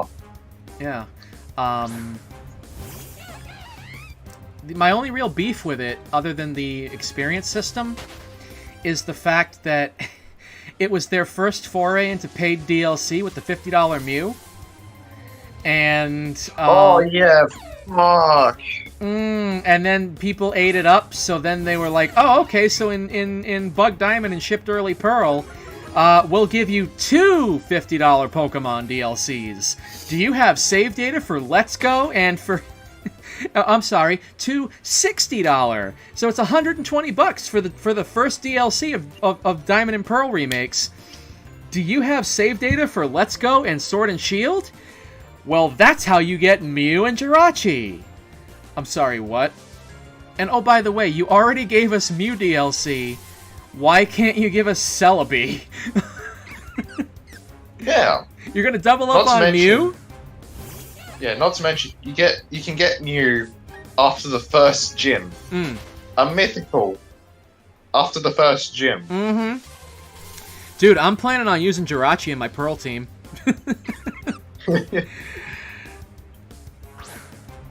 You think I'm gonna do shiny hunting like this again just to play Pearl? Fuck no. Maybe for Misdreavus, but that's about it. And you shiny lock the dude, right? Misdreavus, I think I pronounced that wrong, but regardless, that's one of your favorite Pokemon, right? Deadass, one of my favorite Pokemon. Has been since I was little. Respect.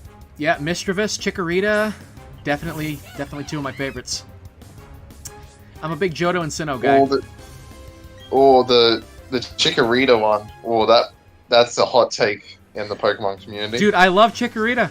I have beaten Faulkner solo Chikorita. Like, get on my level, dude. Yeah, I'm not saying you're wrong because Chikorita is great. Yeah. Yeah, no. Yeah, no, I mean, I like all three Johto starters. I like Totodile more than Croconaw for Alligator. I like Typhlosion and Cyndaquil. I love the whole Cyndaquil line. Chikorita and Bayleaf, I like. Not so big on Meganium. But yeah. Meganium just looks like a bigger Bayleaf. Yeah. Yeah. It's like it's kind of like the Vileplume of Bayleaf. Yeah.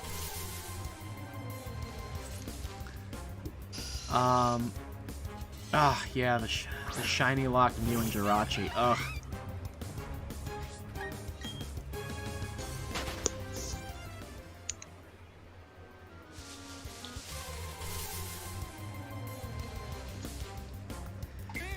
Yep. So, I think that's what I'm going to do is when I can find my copy of Shield, I will go back to that playthrough and I will make the DLC donation goal. And then beyond that, Alright. I will make Scarlet and Violet a donation goal. Because I'm still seeing the double pack up on eBay for like $100, so. Oh.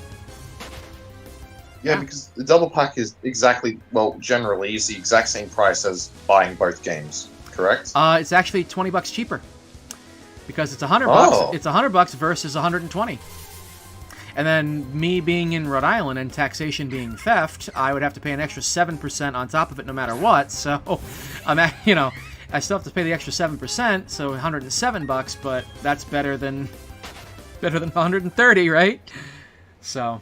Yep. Alright, I gotta go take a piss. I'll be back. Have fun. Soon. Don't fall in.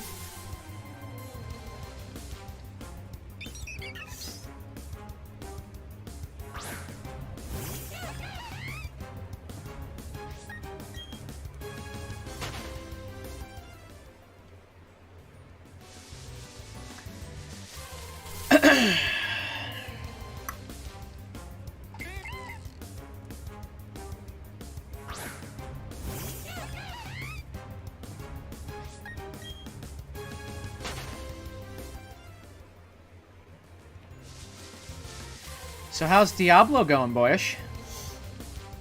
Fine. Yeah? I have nothing to talk about with Pokemon. One of these days we'll get you playing them again. The old games are good. New games, not so much. My recommendation? Stop at ORAS. Don't be like me. Don't make the mistakes that I've made. I bought every Gen 7 game, every Gen 8 game. I'm not going to be buying them in the first place. Yeah. Yeah, I fell in. Oh, cool. So how's the view from your sewage pipes? Is that do toilets work the opposite way in the Upside Down world? Yes. Oh, neat. Talking Australia, mate. There are huge spiders everywhere. Thanks, I hate it. In the sewers? Yes. What Yes, part of even in everywhere the sewers. Hang on, I'm going to send you a picture of one I found today through the Element server. Oh boy.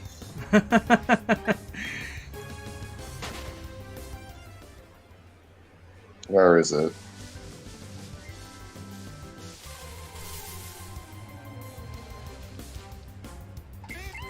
Budew.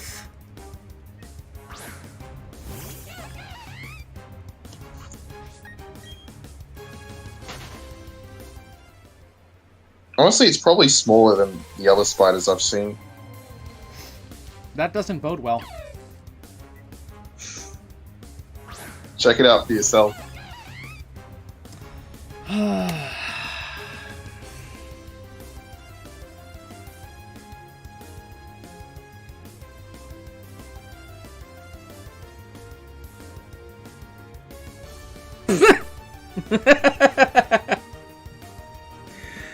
Well played.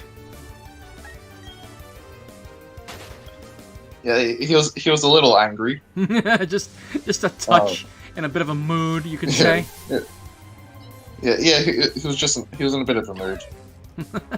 I calmed him down though. I calmed him down. We're great friends now. Oh, that's cute.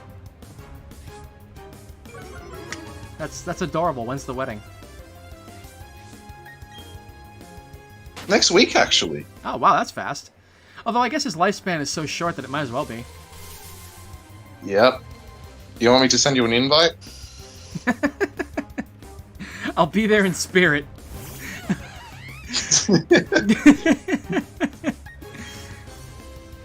Let's see. Oh, please. Hmm? Are you going to Masuda Inferno? Masuda Monferno? Probably not. I don't know. I'll think about it. Yeah, that's a. You mean the Masuda method, like Yeah. when it comes to Yeah. shinies? Yeah.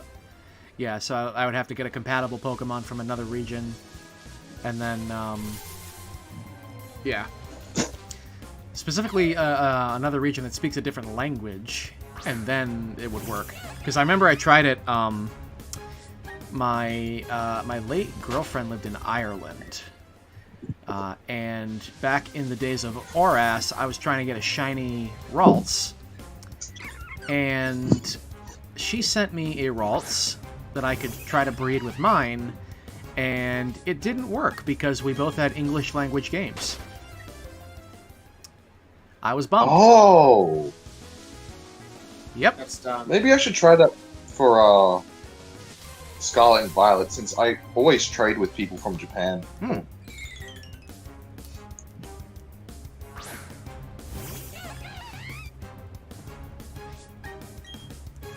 That's weird. Geographically, yeah, now that I think about it, you're not that far from Japan, all things considered. Yeah. Hmm. However, we all live upside down. Oh, that's true. So That's true.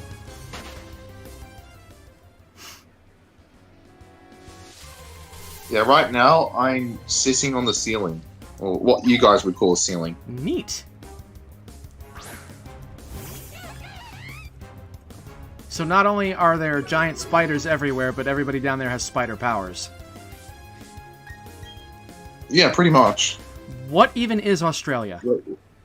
Yeah, so I've we I don't think I'll ever understand the complaint that people have about in Amazing Spider-Man, only Peter Parker could have been Spider-Man. If I were to it's get literally shown. Like It's just this stupid like self-insert. I can imagine myself as Spider-Man when this isn't the case, when this specific thing from the movies isn't the case. The idea behind that they're being too literal there. The idea behind Spider-Man that Spider-Man could be anybody, which is what Stan Lee was saying, is not to say that literally any person within the universe could be Spider-Man. The idea is he's just the everyman. It doesn't matter who's behind the mask. I mean, isn't the... Exactly. I forget the Stan Lee quote. I think they played it in one of the MCU movies after he died in, Remembrance of Him, about how a certain type of person in the real world is a superhero. Yeah. I don't remember exactly what he said. I don't remember it off the top of my head, but yeah. The fucking video I watched on Amazing Spider-Man 2 the other day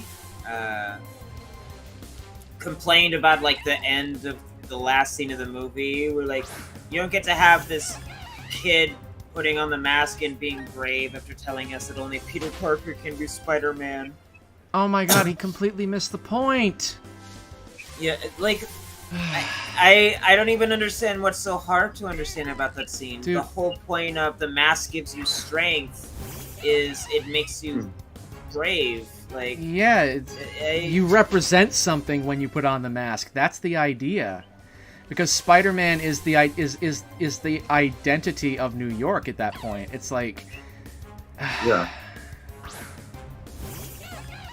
Dude, media critics and missing the points. Name a more iconic duo. Right?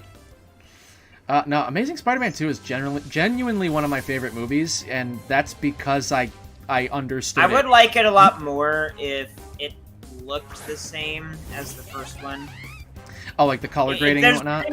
There's a very much a visual whiplash between the two movies.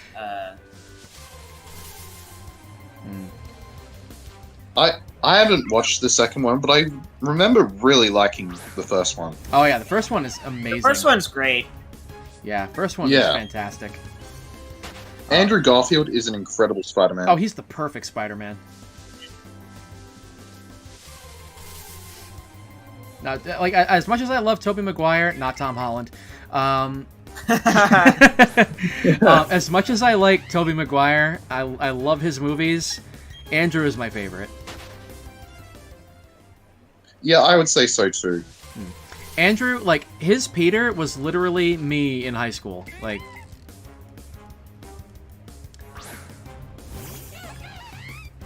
Oh, he's literally me. Yeah, and literally. Meme as it may be. I very, very strongly identify with his version of Peter. His, especially in the first movie, his story is a lot more, visceral than every other, version of the character on the screen. And they went for more moral ambiguity and self-discovery. None of the others really did that. Yeah, that's as much as I like, Sam Raimi's Spider-Man, it's very...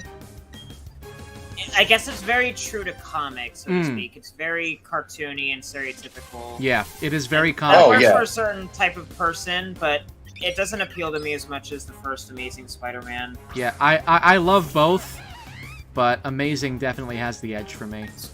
I know that this is controversial, but my favorite, when I first watched the trilogy, my favorite Sam Raimi movie, Spider-Man movie, was the third one. For everyone else, it seems to be the second one that is their favorite. I'm kind of between 1 and 2. I like 3, don't get me wrong, but I think the problem, and I agree with people that Sony was to blame here, they butchered Venom. They did not do him justice at all. And Topher Grace, he tried. He didn't necessarily give a bad performance, but he was not appropriate for Eddie Brock.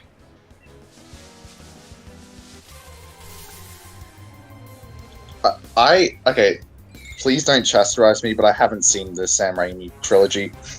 Well, you are extremely young, so...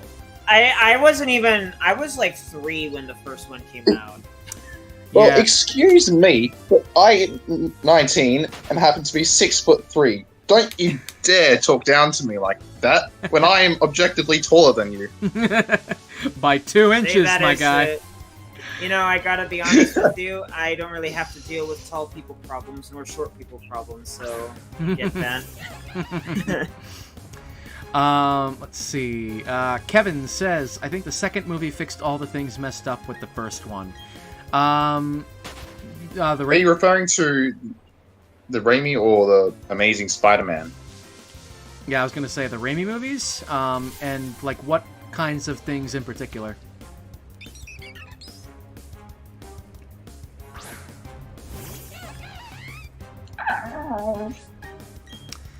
Yeah, I was one of those kids. I was born in '94, so I cut my teeth on the '94 cartoon. Let's see. Kevin says Venom was arguably amazing. IMO, but I was like 7 watching Spider-Man 3. You're talking about the Raimi movies, okay? Yeah, I was 12 when Spider-Man 3 came out. I liked it, and I still do like it. Venom, I can definitely see if you didn't have prior exposure to the character, how it would still work. I was already big in the comics at the time and the cartoon, so I was already pretty familiar with Venom, and so I was kind of like, no, but yeah, no, I get you. I really like the Tom Hardy Venom movies; those are good. Oh yeah, I really They like the first definitely one. have some issues, but like I can see why like the guy they got for Eddie Brock in Spider-Man 3 wasn't a good choice after watching the Venom movies. Yeah, no, that is kind of the ideal Eddie Brock right there. Eddie Brock in the Venom movies is amazing, very funny character. Yeah, and the thing, people didn't like that he was kind of more of a comedic anti-hero. That's Lethal Protector, my guy. Read comics. Like that's how Venom is. It's funny how a lot of the complaints about the Venom movies supposedly being bad is literally the people being unable to separate Venom from his presence, his original narrative function in Spider-Man. Yeah, people get hung up on that. It's literally just, Venom should have been a fucking Spider-Man movie to begin with, but Sony is incompetent. I would love to see Venom have if this Venom had originated from the Amazing Spider-Man movies, that would have been fantastic. That being said, considering the way things worked out, okay, this is a different universe, cope. You know? It's like, you can have different origins for characters in different universes. That's kind of the whole point of multiverse theory in comics. Speaking of, when is Across the Spider-Verse coming out? June 2nd, I believe. I'm going. Ooh. I really would like to go. I'm probably gonna rewatch the first one. Yeah, for sure. Yeah, me too. Maybe we can do a watch party in the server. Wouldn't it be super laggy? Not necessarily. Kevin. I don't know. Everything I've tried to play through, like the video calls with the share screen, has been kind of not great. I don't know. Maybe that's just my internet. Oh, we'll figure it out. Let's see. Kevin says the kind of visual experience, like, don't get me wrong, Green Goblin was amazing, but for example, the pumpkin bomb scene where the 4 guys turn into like plastic bones was kind of goofy. Yeah, the visual effects haven't. Oh yeah, the first one had some very dated, bad special effects because it didn't have the best. It didn't have the Star Wars budget. But the second and especially the third movie, they actually look really good. Oh yeah. Yeah, they have aged very well. The 4K version looks really good. I didn't know that there was a 4K version. You know, they should probably release a 4K version of like 2.1 or something. The extended cuts. Yeah, they have. I think they have it on Amazon Prime, the 4K version.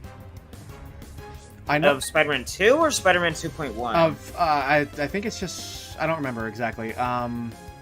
But I know I watched Amazing Spider-Man 1 in 4K on Amazon Prime back in the summer.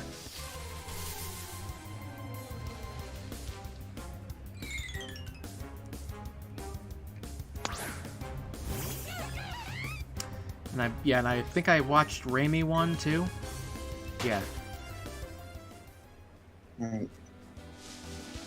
I think the last piece of Spider-Man media I consumed was Spectacular Spider-Man. That was a decent show. I still Yeah, cannot remember for the life of me what Batman cartoon I watched. I just remember the origin story of Poison Ivy being that, like, she fell through a skylight into a box of, like, poison something or whatever, and she was surrounded by green gas. She fell onto a Incredible crate story, and broke it man. It's been too long since I've seen the Batman cartoons. Yeah, same. Yeah, it was either the 98, that 92 series, the Batman from 2004, or Batman Brave and the Bold from 2008. It was probably the 2008 one.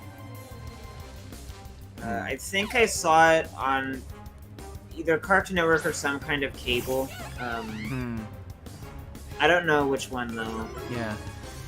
Did it have a more colorful and vibrant art style? I don't remember. Probably. Okay. I mean, Batman in general mostly takes place at night, so... Was Batman very blocky? Like, more... I don't remember at all. Okay. I was gonna say, because I I'm have a trying very to... specific idea of animated Batman that sticks out of my mind. I'm not sure if it's the same one. Okay. Yeah, because I'm trying to... Without having to go back and, like, watch them again, I'm trying to remember, and... Like, I'm trying to, like, figure out, like, oh, was it this one, or... there's 3 that come to mind. The thing that comes to mind for me with Poison Ivy will always be that, I'm sorry, tape. I don't know if Dash has seen that movie. It was with the George Clooney Batman and Robin movies. Oh my god. I think it was the Iceman one. You know, it's funny, Night Rose says, was it not Batman and Robin with Arnold being Mr. Freeze? I think in reference to No, your this Poison was Ivy a thing. cartoon. Okay, it was a cartoon. The cartoon I was talking about with the Poison Ivy origin, the scene that I'm talking about now was from the George Clooney Batman, though. With the Robin kissed Poison Ivy and she couldn't poison him because he had tape in his mouth.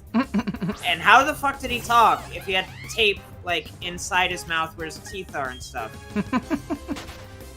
Those movies are dumb. They're very dumb.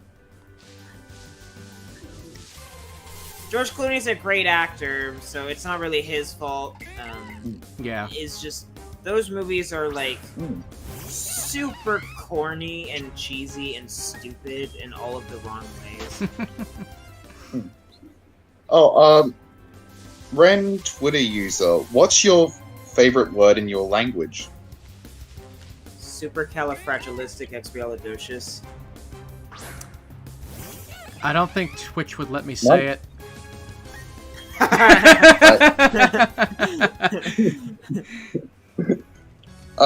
Mine is boobs. Neat. Yeah. I'm a straightforward guy. I mean, I'm from, I'm from, like, the greater Boston area, so, fuck.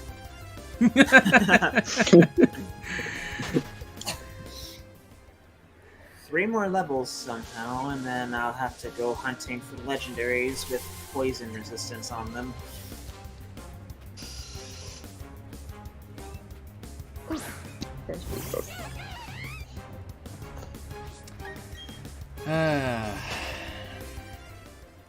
We are in RNG hell. I should take a shot every time you say that.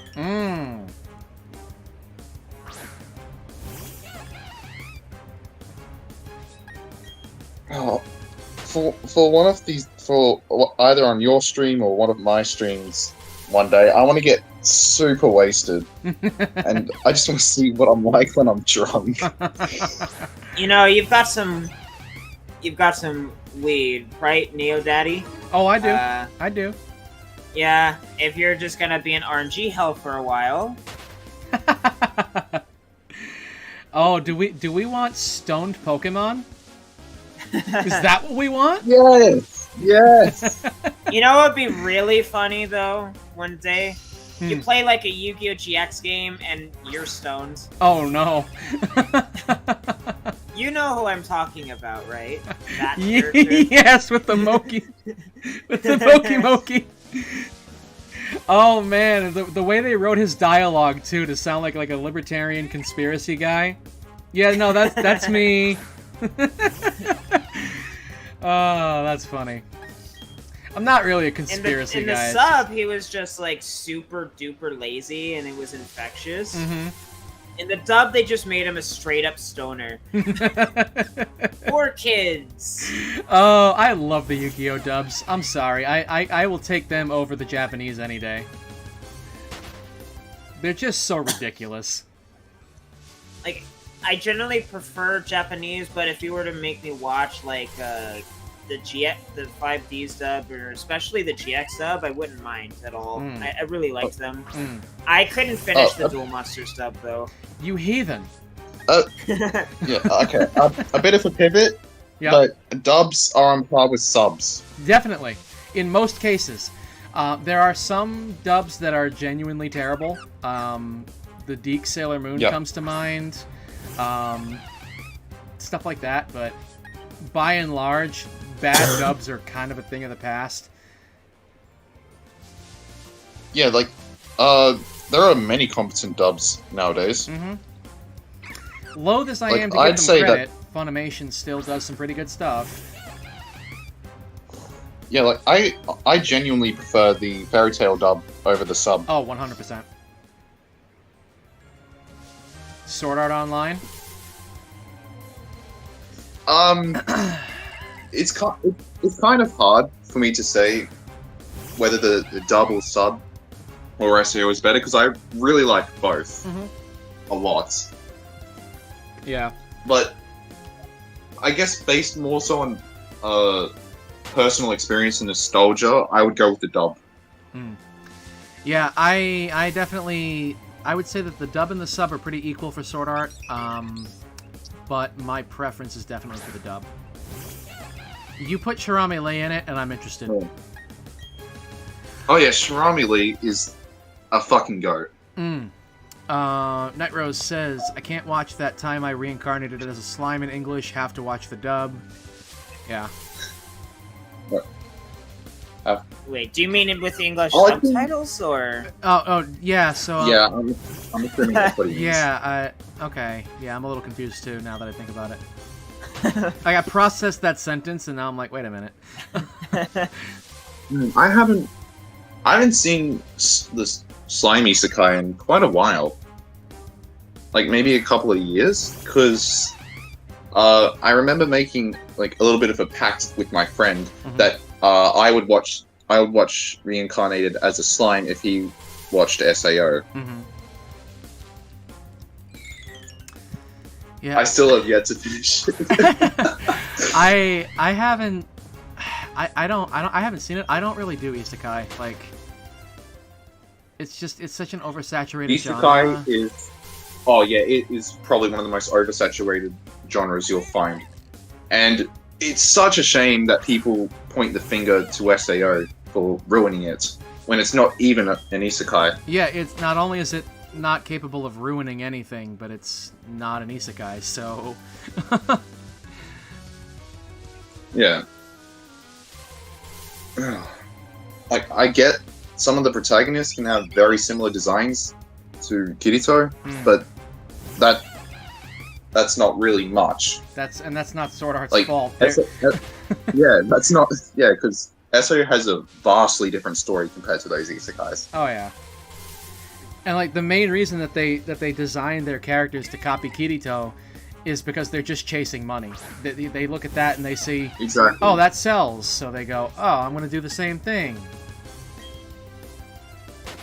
They don't realize that Kirito having like a very, bland is, I think, a bit too harsh, but like, I guess a very normal design. The fact that he has a very normal design is the point, Yeah. because it symbolizes that he's just an average boy Yeah, he's just a normal kid. just trying to survive in the world. Yeah. So every time people go like, "Oh, Kirito has a terrible design. It's so generic." I'm just like, well, that's kind of the point. Yeah, like Just you need to understand the show, man. Night Rose says there's some good isekai, but a lot of them are similar. Yeah, it's a very samey genre. The only one that really stands out to me is Danmachi. I haven't finished it. Oh, I had my fun with that. Yeah. I had my fun. Yeah, I liked what I watched. I just never got around to finishing it.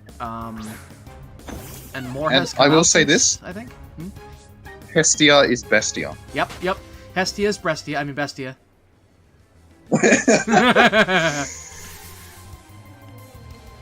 That's what I should put on my overlay. Hestia. Oh yeah, I've still got volume 1 of Danmachi. Might as well read that because a lot of people have said the anime kind of fumbled. But that's light novel fans. Yeah, people say that about the Sword Art anime and they're wrong. So, I don't know. It might be the truth. Yeah. Who knows? I'll have to read case I by know case. that I've definitely been.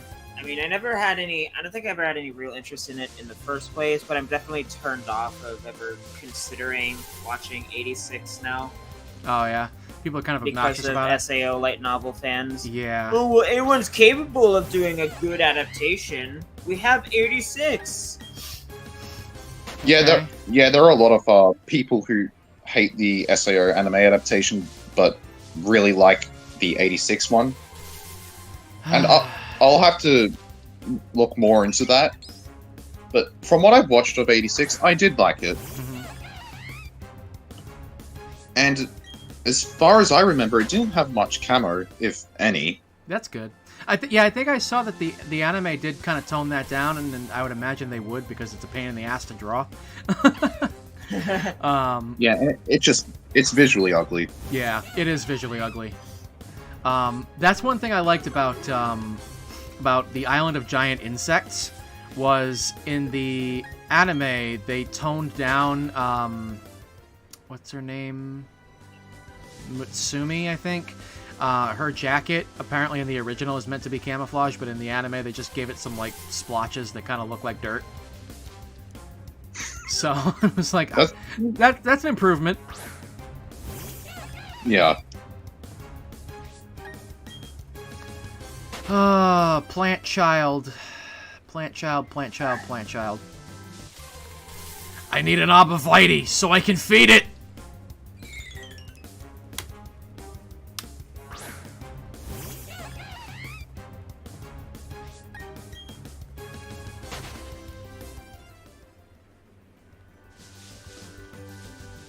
Is Cricketot's final evolution Cricketsoon? Yep. Yeah. Yeah, it's such a unique cry. I love it. Yep.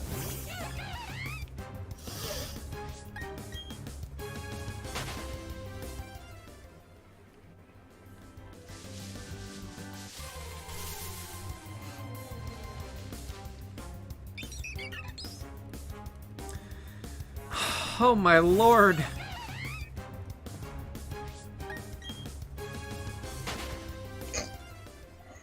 Come on, shiny odds. Right? From what I've heard, Legends Arceus is one of the best games to find shinies. Really? One of And these... from what I've heard, I've got to get back to it Yeah. as well. Because I did like what I had played. Mm-hmm. Yeah, one of these days I gotta play it. I'm liking what I'm seeing from Tears of the Kingdom. It looks like a vastly improved Breath of the Wild. Yeah, I swear, I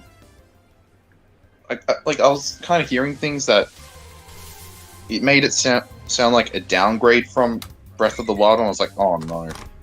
But I've been hearing more positive things about it. Yeah, I mean, it's kind of hard to be a downgrade from Breath of the Wild. So, you know. Let's see. Night Rose says, "Let's go. Easiest. Legends is second easiest for shinies." Yeah. Okay, that makes sense. Yeah, that makes sense. Yeah, it's been years since I played Breath of the Wild, so I don't really I can't really remember much of it anymore. But yeah, I definitely don't look upon it as fondly. I like to 100% my Zelda games because I've just always been a huge Zelda fan for the past 20 years, and oh my god. I did basically everything it had to offer, did not really care for it, and then the Korok seeds are what broke me. I got to like... Oh, they're fucking annoying. I got to like 500. There's like 4 or 5 puzzles that you do, and they're brain-dead puzzles. They're absolute busy work. And yeah, I got to like 500, and I went, I'm done. I can't do this anymore. I now do not like this game at all. Like, the fact that I would have to do this to 100% this game, no.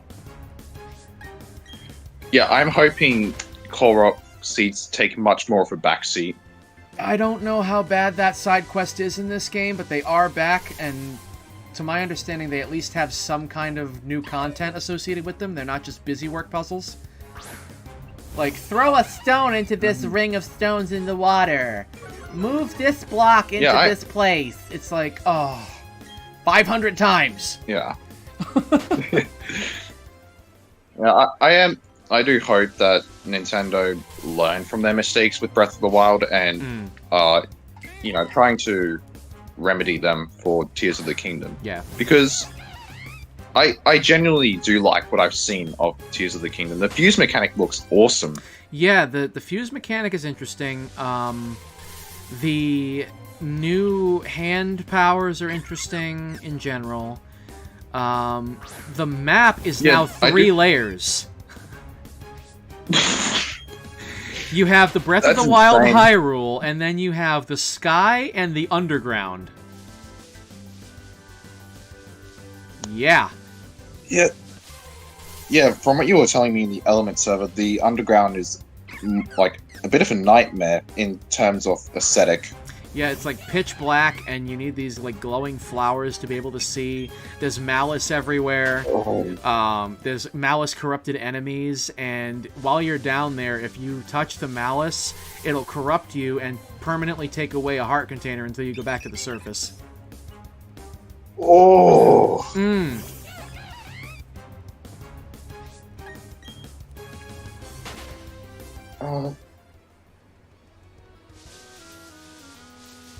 So, I wonder if there'll be DLC for it. Probably. With Breath of the Wild go. Yeah, probably.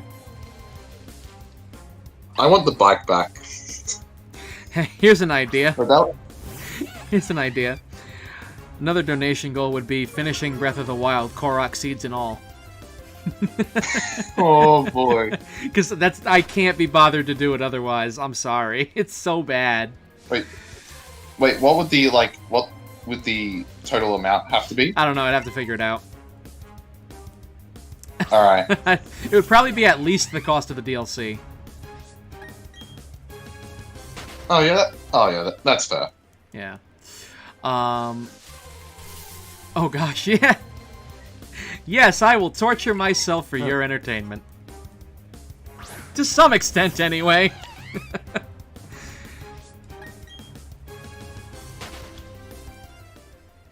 I'm doing it right now.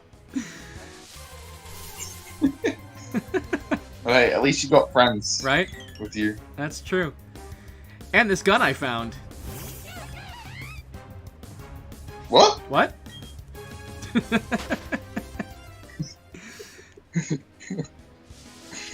The power of friendship and this gun I found.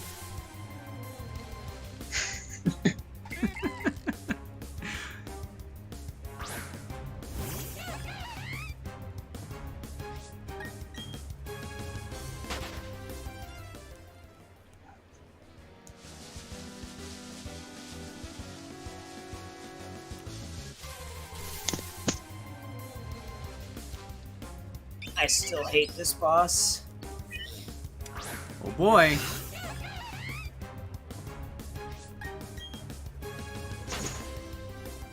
Oh yeah, you're playing Diablo 4, right? Yeah.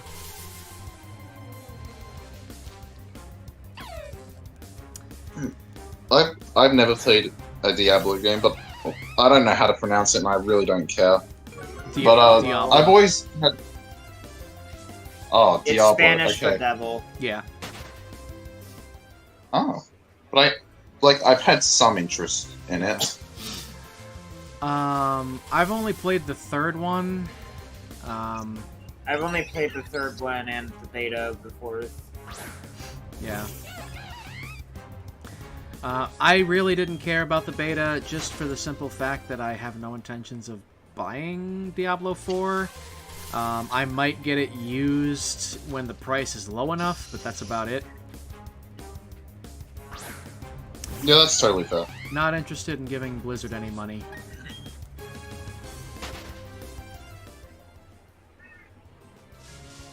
Yeah, like if I ever get back into Overwatch 2, I'm not spending a single cent on it. Yeah. I still regret buying Overwatch digitally because I was going to play with Shane and then we never did, and now the game is dead. Yeah, like pretty much all your save data from Overwatch is transferred over to Overwatch 2, but I get your point. Yeah. I never even played it. It was literally, I bought it to play with him because I felt bad for him because he literally tried to neck himself over something. And I was like, oh shit, okay, well, fuck, let's do this that you enjoy. And we never ended up playing it. So now I'm just stuck with a $60 nothing on my account. And then he ghosted me anyway, so fun times. I remember really liking Overwatch for the first 2 years I played it, and then I don't know. I guess it lost traction. That makes sense. I'm not one for the team shooter type stuff. It just does nothing for me. Yeah, I've gotten a bit bored of the genre myself, but I still really love Team Fortress 2. Never played it. That game can be seriously autistic, and I love it.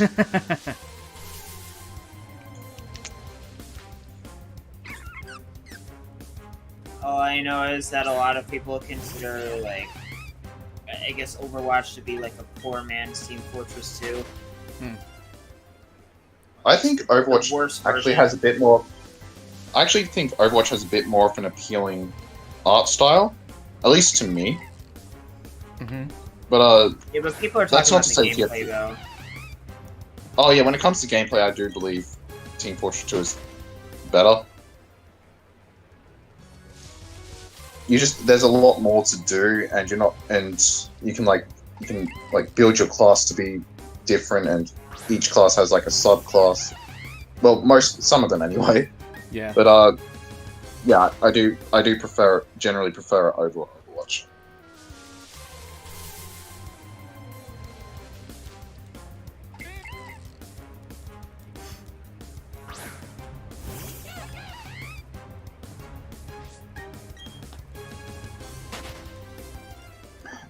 I always forget how, like, kind of good the water looks in BDSP. Yeah, that's one thing it's got going for it is like the overworld in general looks pretty good. Yeah, I'm not too big of a fan of the like cartoony-esque, I guess, style, but the chibi art style. I don't think it. Yeah, but I don't think it's outright terrible. Yeah. I would have preferred they at least do something like ORS, but... Oh, yeah, definitely. It's so weird to have a game on the Switch that uses a more conservative art style than the 3DS.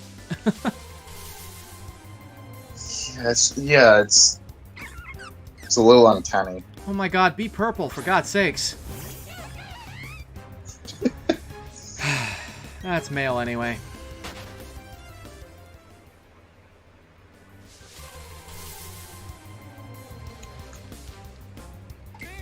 fever. Okie dokie. I might do, if I ever have the motivation to, I might do like a shiny hunting live stream for Scarlet and Violet one day. Oh boy. Yeah, but I'd like to stream some other games beforehand. Yeah. Getting a whole 4 frames per second. Oh, glorious.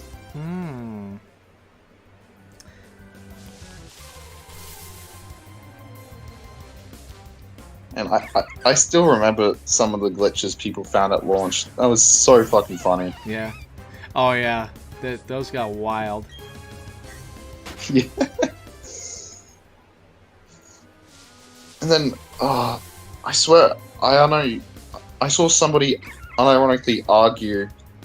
Oh, I forgot what the argument was, but it was something like, oh, well, these don't exist on the OLED version. Or like, the people only found these glitches through the handheld mode. And I'm like, doesn't matter. What? They're still there. 1 second. I gotta plug my headphones in.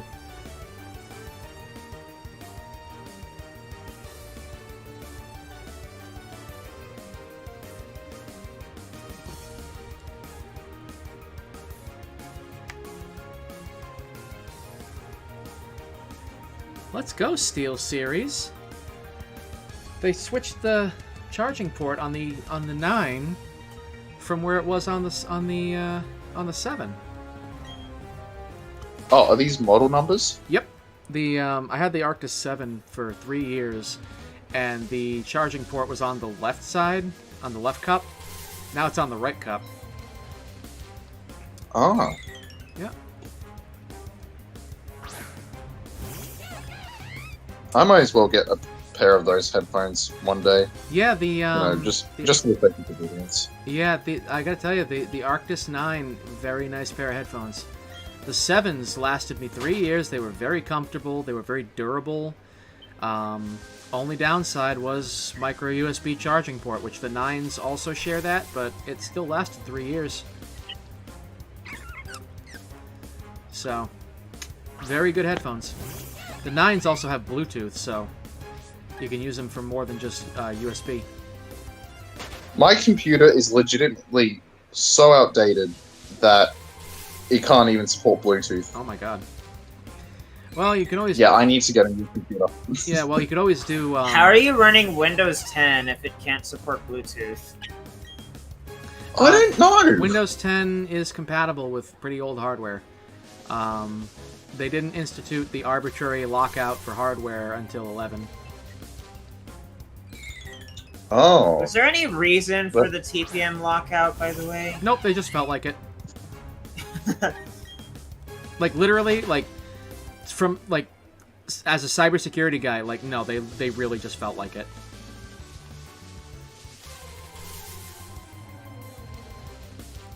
Like, there's legit, like, Yeah, there are even workarounds. You can disable the TPM lockout in Windows 11. I don't know how to do it off the top of my head, but you can do it. And you can get it running on, like, Ryzen Gen 1, KB Lake, Skylake. It's doable. My Just tower like was mine. KB Lake, wasn't it? The i5, I think. Backup Or was bush? it i7? I think, wasn't my tower KB Lake? Yeah, you have a KB Lake 7700 i7. What were you gonna say, Dash?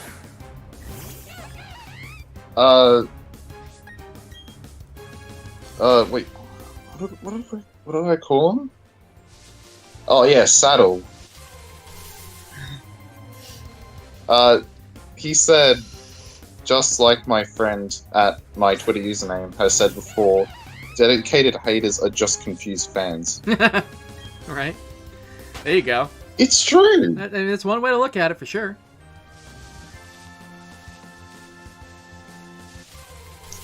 Like, if you hate the series so much, why are you so dedicated to it? Right?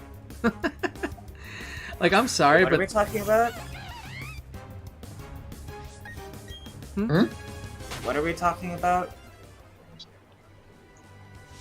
A mutual quote tweeted, well, mentioned me in a quote tweet. And he said, just like my friend, my Twitter username, has said before, dedicated haters are just confused fans.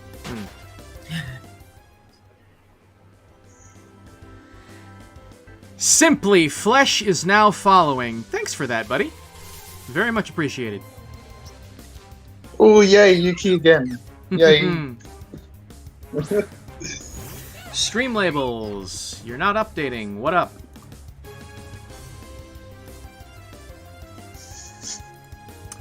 Stream labels. Hang on, let me... It's being weird, hang on.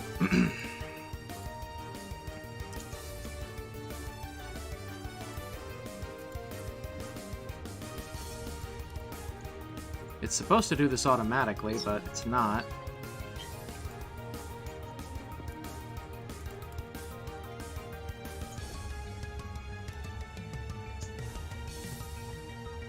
There we go. Simply Flesh. There we go. What's up, buddy?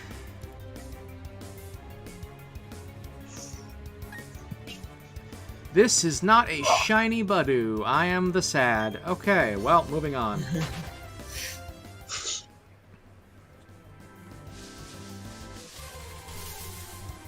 Man, I always forget how overwhelmingly tedious shiny hunting can be. Oh yeah, no, it's painful. Yeah, that's why I have so much respect for people who spend, like, probably literal days Oh yeah. shiny hunting a specific Pokemon. Oh yeah. Like, that takes an insane amount of dedication that I probably don't have. Oh yeah, no, like mad respect for the dedication. Kind of like speedrunners, I could never do it. The shit that they pull off is insane, and Oh, like, yeah. the amount of research that goes into it, man. Oof. Oh, yeah, I'll probably never get into speedrunning because the amount of work and hours and research you need to do is insane for just Oh, a yeah. single game. And Depends on the game. to save a single frame, no less. My God. Simply Flesh says, just beat my first playthrough, looking for more people to watch. Neat. Well, I'm glad you're here. Appreciate it.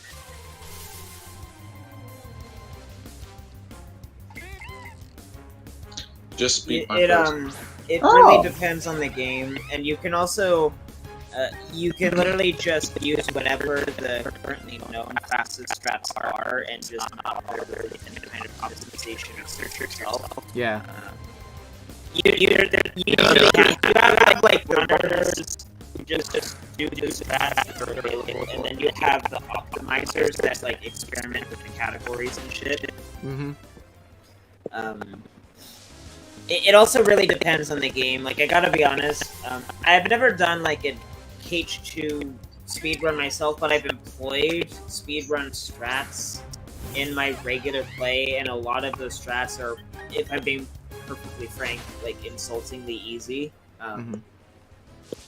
It's why I don't really view KH2 as like this super technical game, as other people seem to.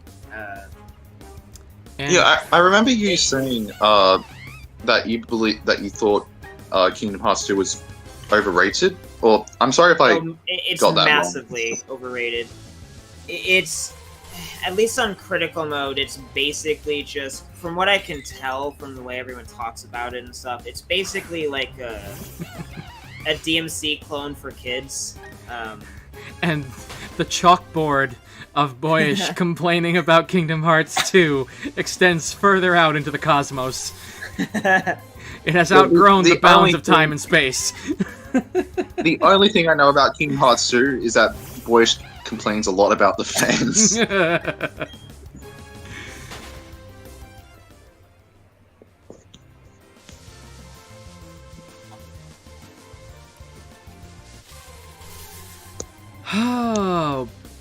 Oh boy, this is just fantastic.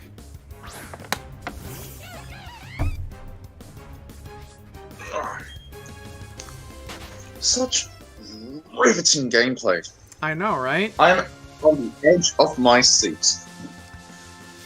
best part is if you were actually literally sitting on the edge of your seat for effect. Yep, that's what I'm doing. Nice. Don't fall off. You are sitting on the ceiling. Hey, a bed. Oh yeah, I forgot to explain how we got our spider powers. Yeah, I'm so sorry about that. So we reached like a ceasefire with the giant spiders, and some maniac decided to have sex with one. Oh. And he got spider powers from that, and it spread like a disease. Okay, so it's an STD. Thanks, Australia. Yeah, pretty much. Yeah. Crazy shit happens down here. I can imagine.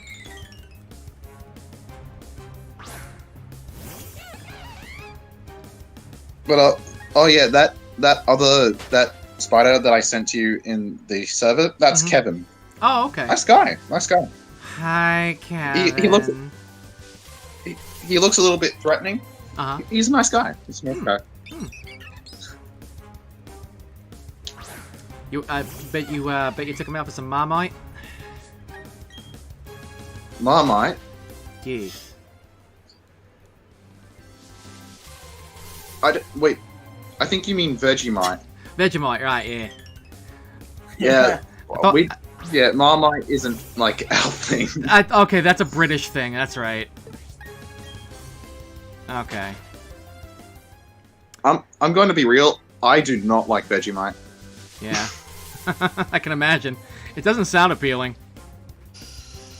Yeah, I forgot what it tastes like, but I just remember it tasting weird.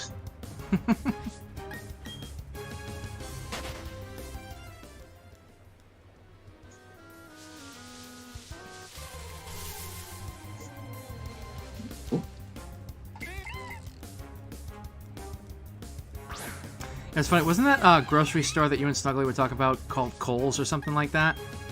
Yeah, Kohl's and Woolworths, or we shorten it down to Woolies. Okay. Because the funny thing is, it's spelled different, but Kohl's here is a clothes store. It's KOHL''S. Wait, the Kohl's stores are, well, most of the big ones sell clothes. Oh. Yeah. That's interesting. Yeah, I need to go to America one day to experience what Walmart is like. I've never been to Walmart. It's boring as fuck. It's a place. It's got a bunch of stuff at like low prices, but it's also like a super boring, unkempt store. It is, and I say unkempt in the way that, like, aesthetic and other things, not necessarily like there's piss everywhere on the toilets, like at a gas station. In Cranston, Rhode Island, there is. Well, that's Rhode Island. Yeah, if you want a truly linguistic adventure, go to the Cranston Walmart. Oh boy! Man, you can just switch up your voice so easily. I know, right? Because I mean, like right now, I'm Peter Griffin. It's crazy. And now I'm Stewie. Yeah. You know? My voice is too monotone and deep too slow.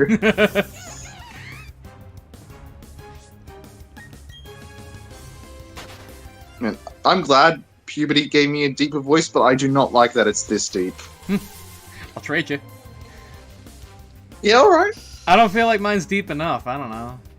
Although I'm told I have a good radio voice. Yeah, that's actually... I'd actually say that's true. Interesting. Like, I can get my voice this deep. I'll get you, Gadget, next time. I was trying not to, like, throw myself into a coughing fit there, and the way I used my diaphragm for that, I just almost made myself burp. Fascinating. Oh, nope. Throat didn't like that. Yeah. I'm not good with the growl. I have a very smooth voice.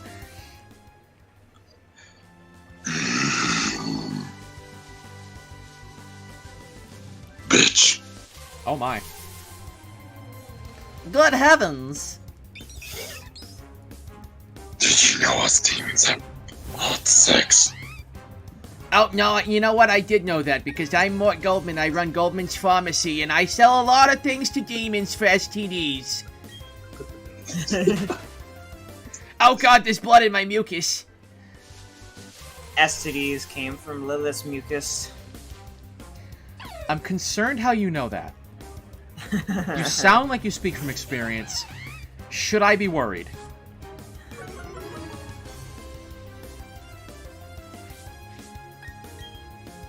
The fact he's not responding I is know, right? even more I'm concerning. sorry, I have to kill demons every couple of minutes.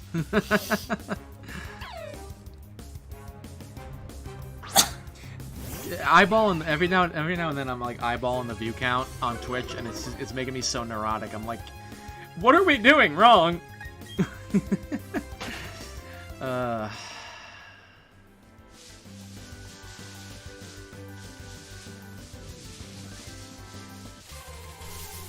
Oh my god, it's so fast. Oh man, it gets dark as fuck down here so quickly. I'm out in the woods, so it gets pretty dark pretty easily. We don't have much light pollution. Oh, I'd kind of love to live in the woods. I need to, or I will literally die. I psychologically can't even stand like suburban neighborhood type stuff. Like I need absolute privacy when I'm at home. Otherwise, I'm like, ugh. Oh, I happen to live in a pretty bad suburb. Oh and god. Yeah, I can understand. Yeah. Yeah. Like a lot of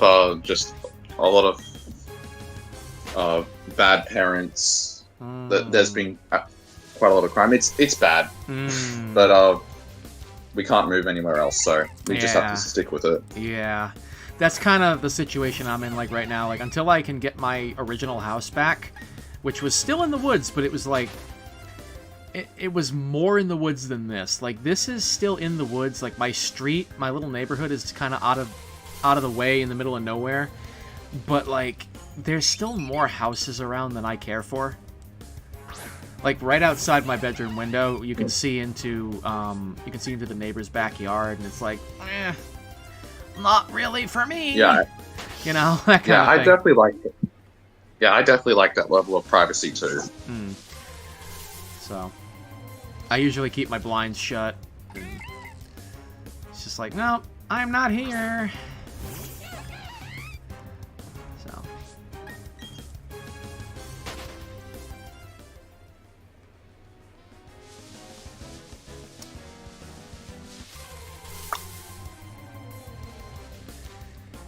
Oh man, we are. I can't do that kicking voice with my mouth. That's as close as I'm gonna get. Do you know the I way? can do. Oh, that's such an old meme. Jesus. 2018? 2018. Ugandan Knuckles is like one of my favorites. Do you know my favorite part of the female? The Ebola. Oh man, that's when VR chat was really blowing up. Oh yeah. My name is Oh, Ile. I've never played it. I've never played VR chat. Yeah, me neither. I love the memes. Yeah, it did spawn some great memes.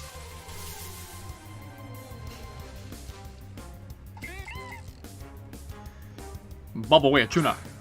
Bumblebee tuna.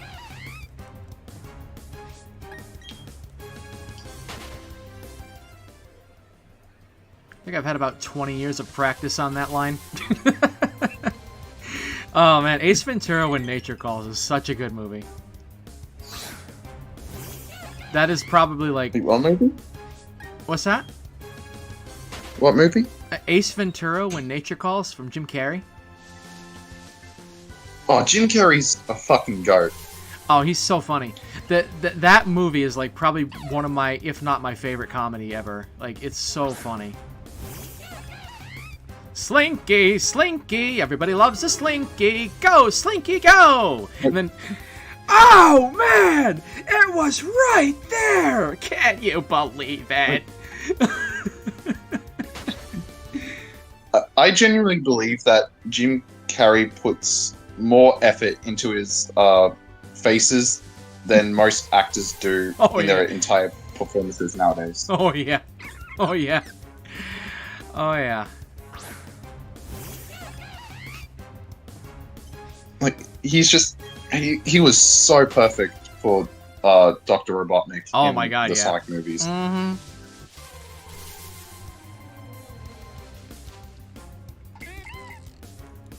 Ooh. Oh boy, we're all the way down to one watching. That gives me the Thank you for sticking around, Juan. Yeah, right?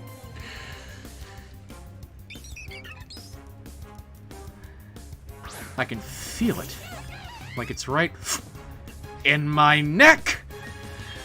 Oh, boy. Earthquake test.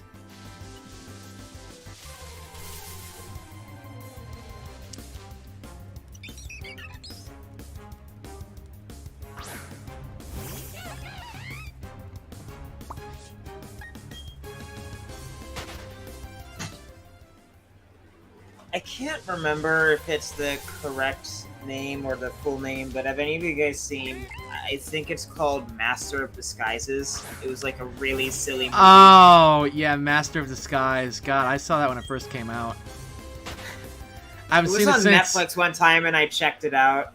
I don't remember much about it. Yeah, than no. That one scene where he disguised as like cow poop in the ground and the antagonist stepped in it. I only remember. I gotta leave the call real quick, but I should be back. Alright. I only remember the turtle, and like that was it. Like that was the only memorable thing about that movie. I literally. You should probably rewatch Jim Carrey's The Grinch. That was an entertaining movie. I like the Mike Myers Cat in the Hat. I'm sorry, that was a funny movie. I should probably watch it at some point. Like, I have, unlike some people, I have very little connection, if any at all, to the actual books, so I'll probably be able to enjoy it. A lot of people hate it because it murdered the property, so to speak. I mean, it's not a particularly good movie overall, but it's really funny.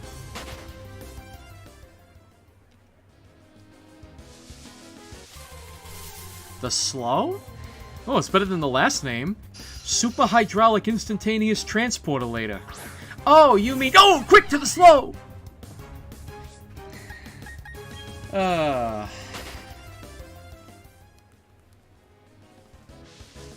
monster? Where?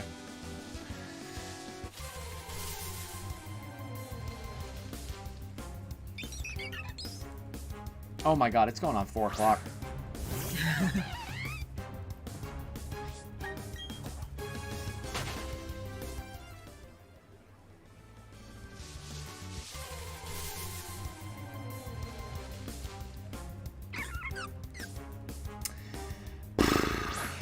Well,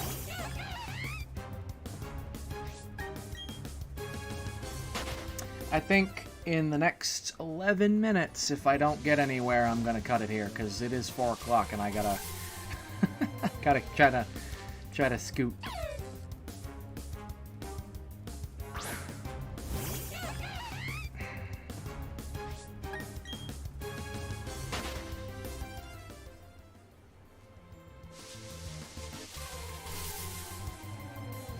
The fact that I can sit here for 3 hours and get absolutely nowhere.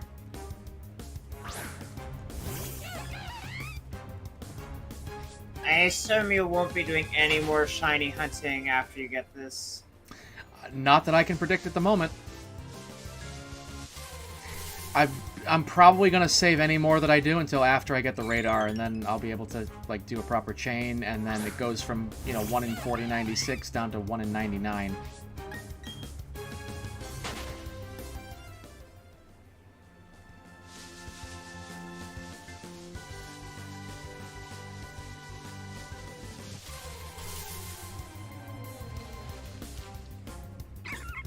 Jesus Christ, that encounter. You took the words right out of my brain.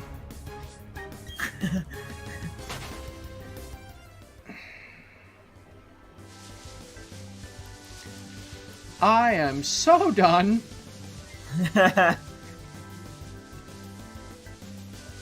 I do be what one would refer to as pretty cooked at the moment. This is ridiculous.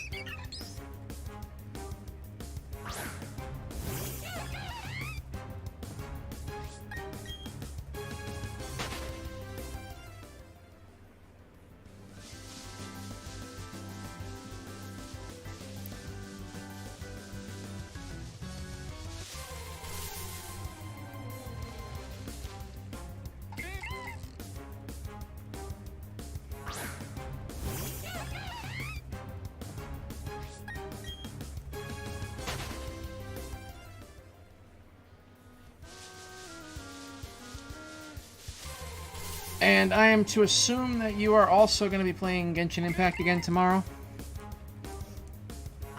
Yeah. Okay.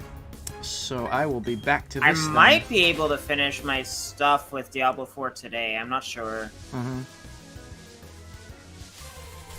Well, then I will be doing more of this later. This is kind of my filler until until you're ready.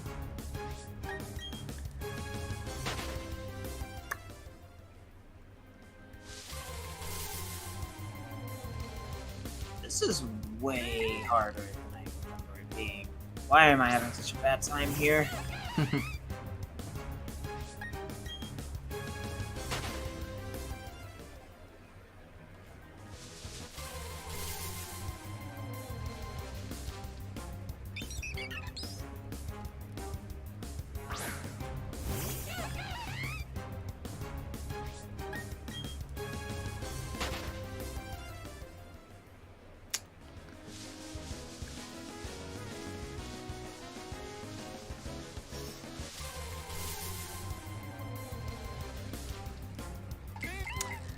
Oh my god.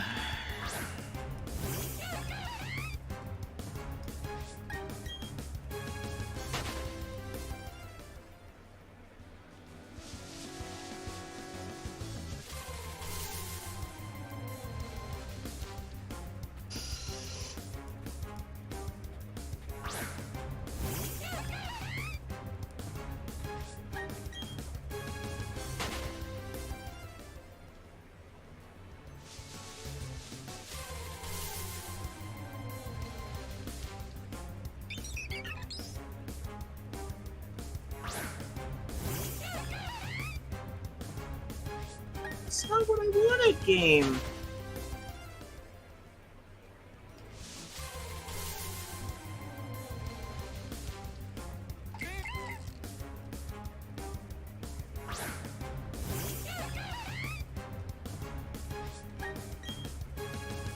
Oh my god.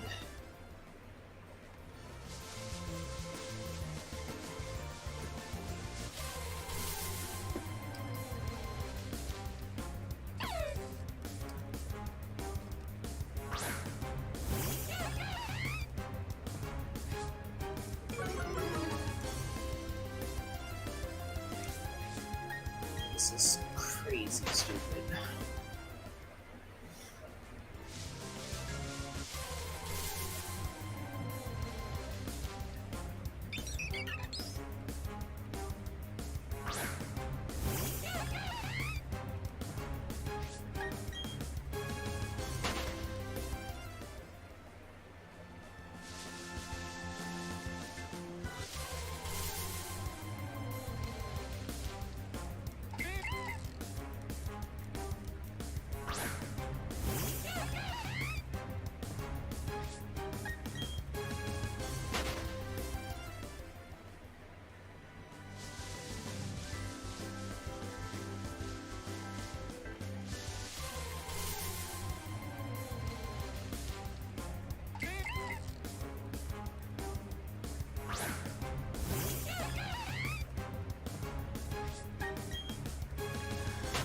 Oh my god.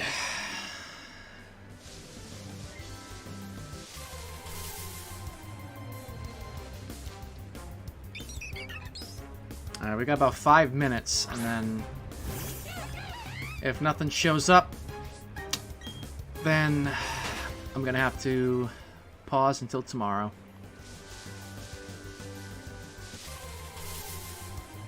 Or specifically later today.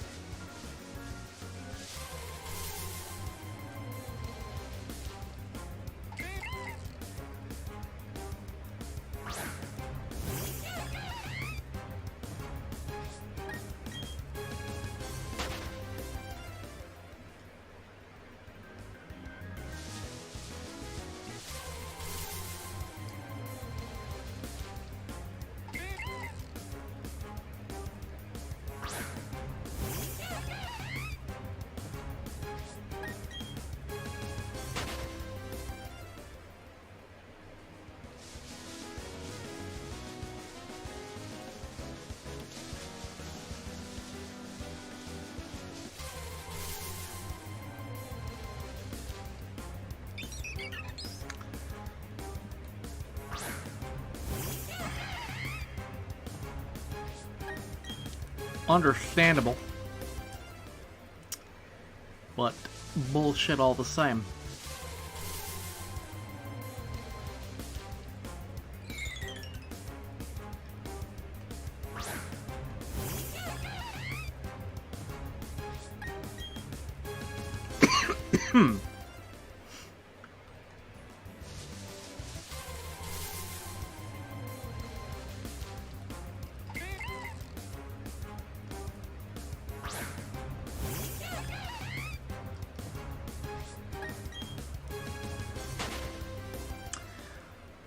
In the words of George Carlin, 2-minute warning.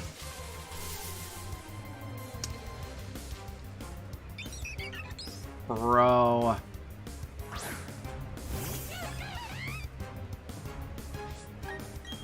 And I know it doesn't matter that I reset instead of saving every time I do this because soft resets are a thing.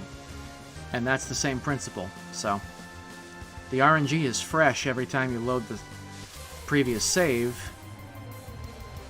Doesn't matter if you saved again after a hunting session.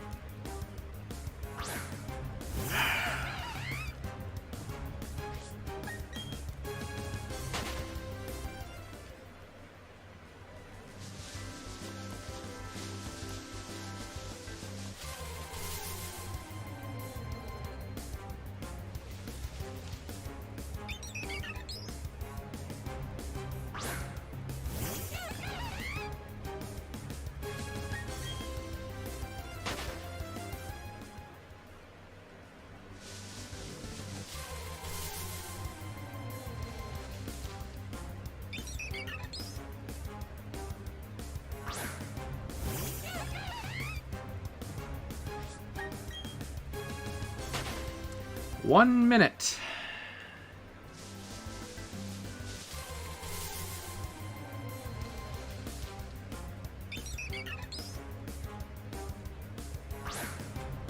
It's 4 o'clock. We are out of time. But I will do one more encounter just for the sake of it. Nope, Budew.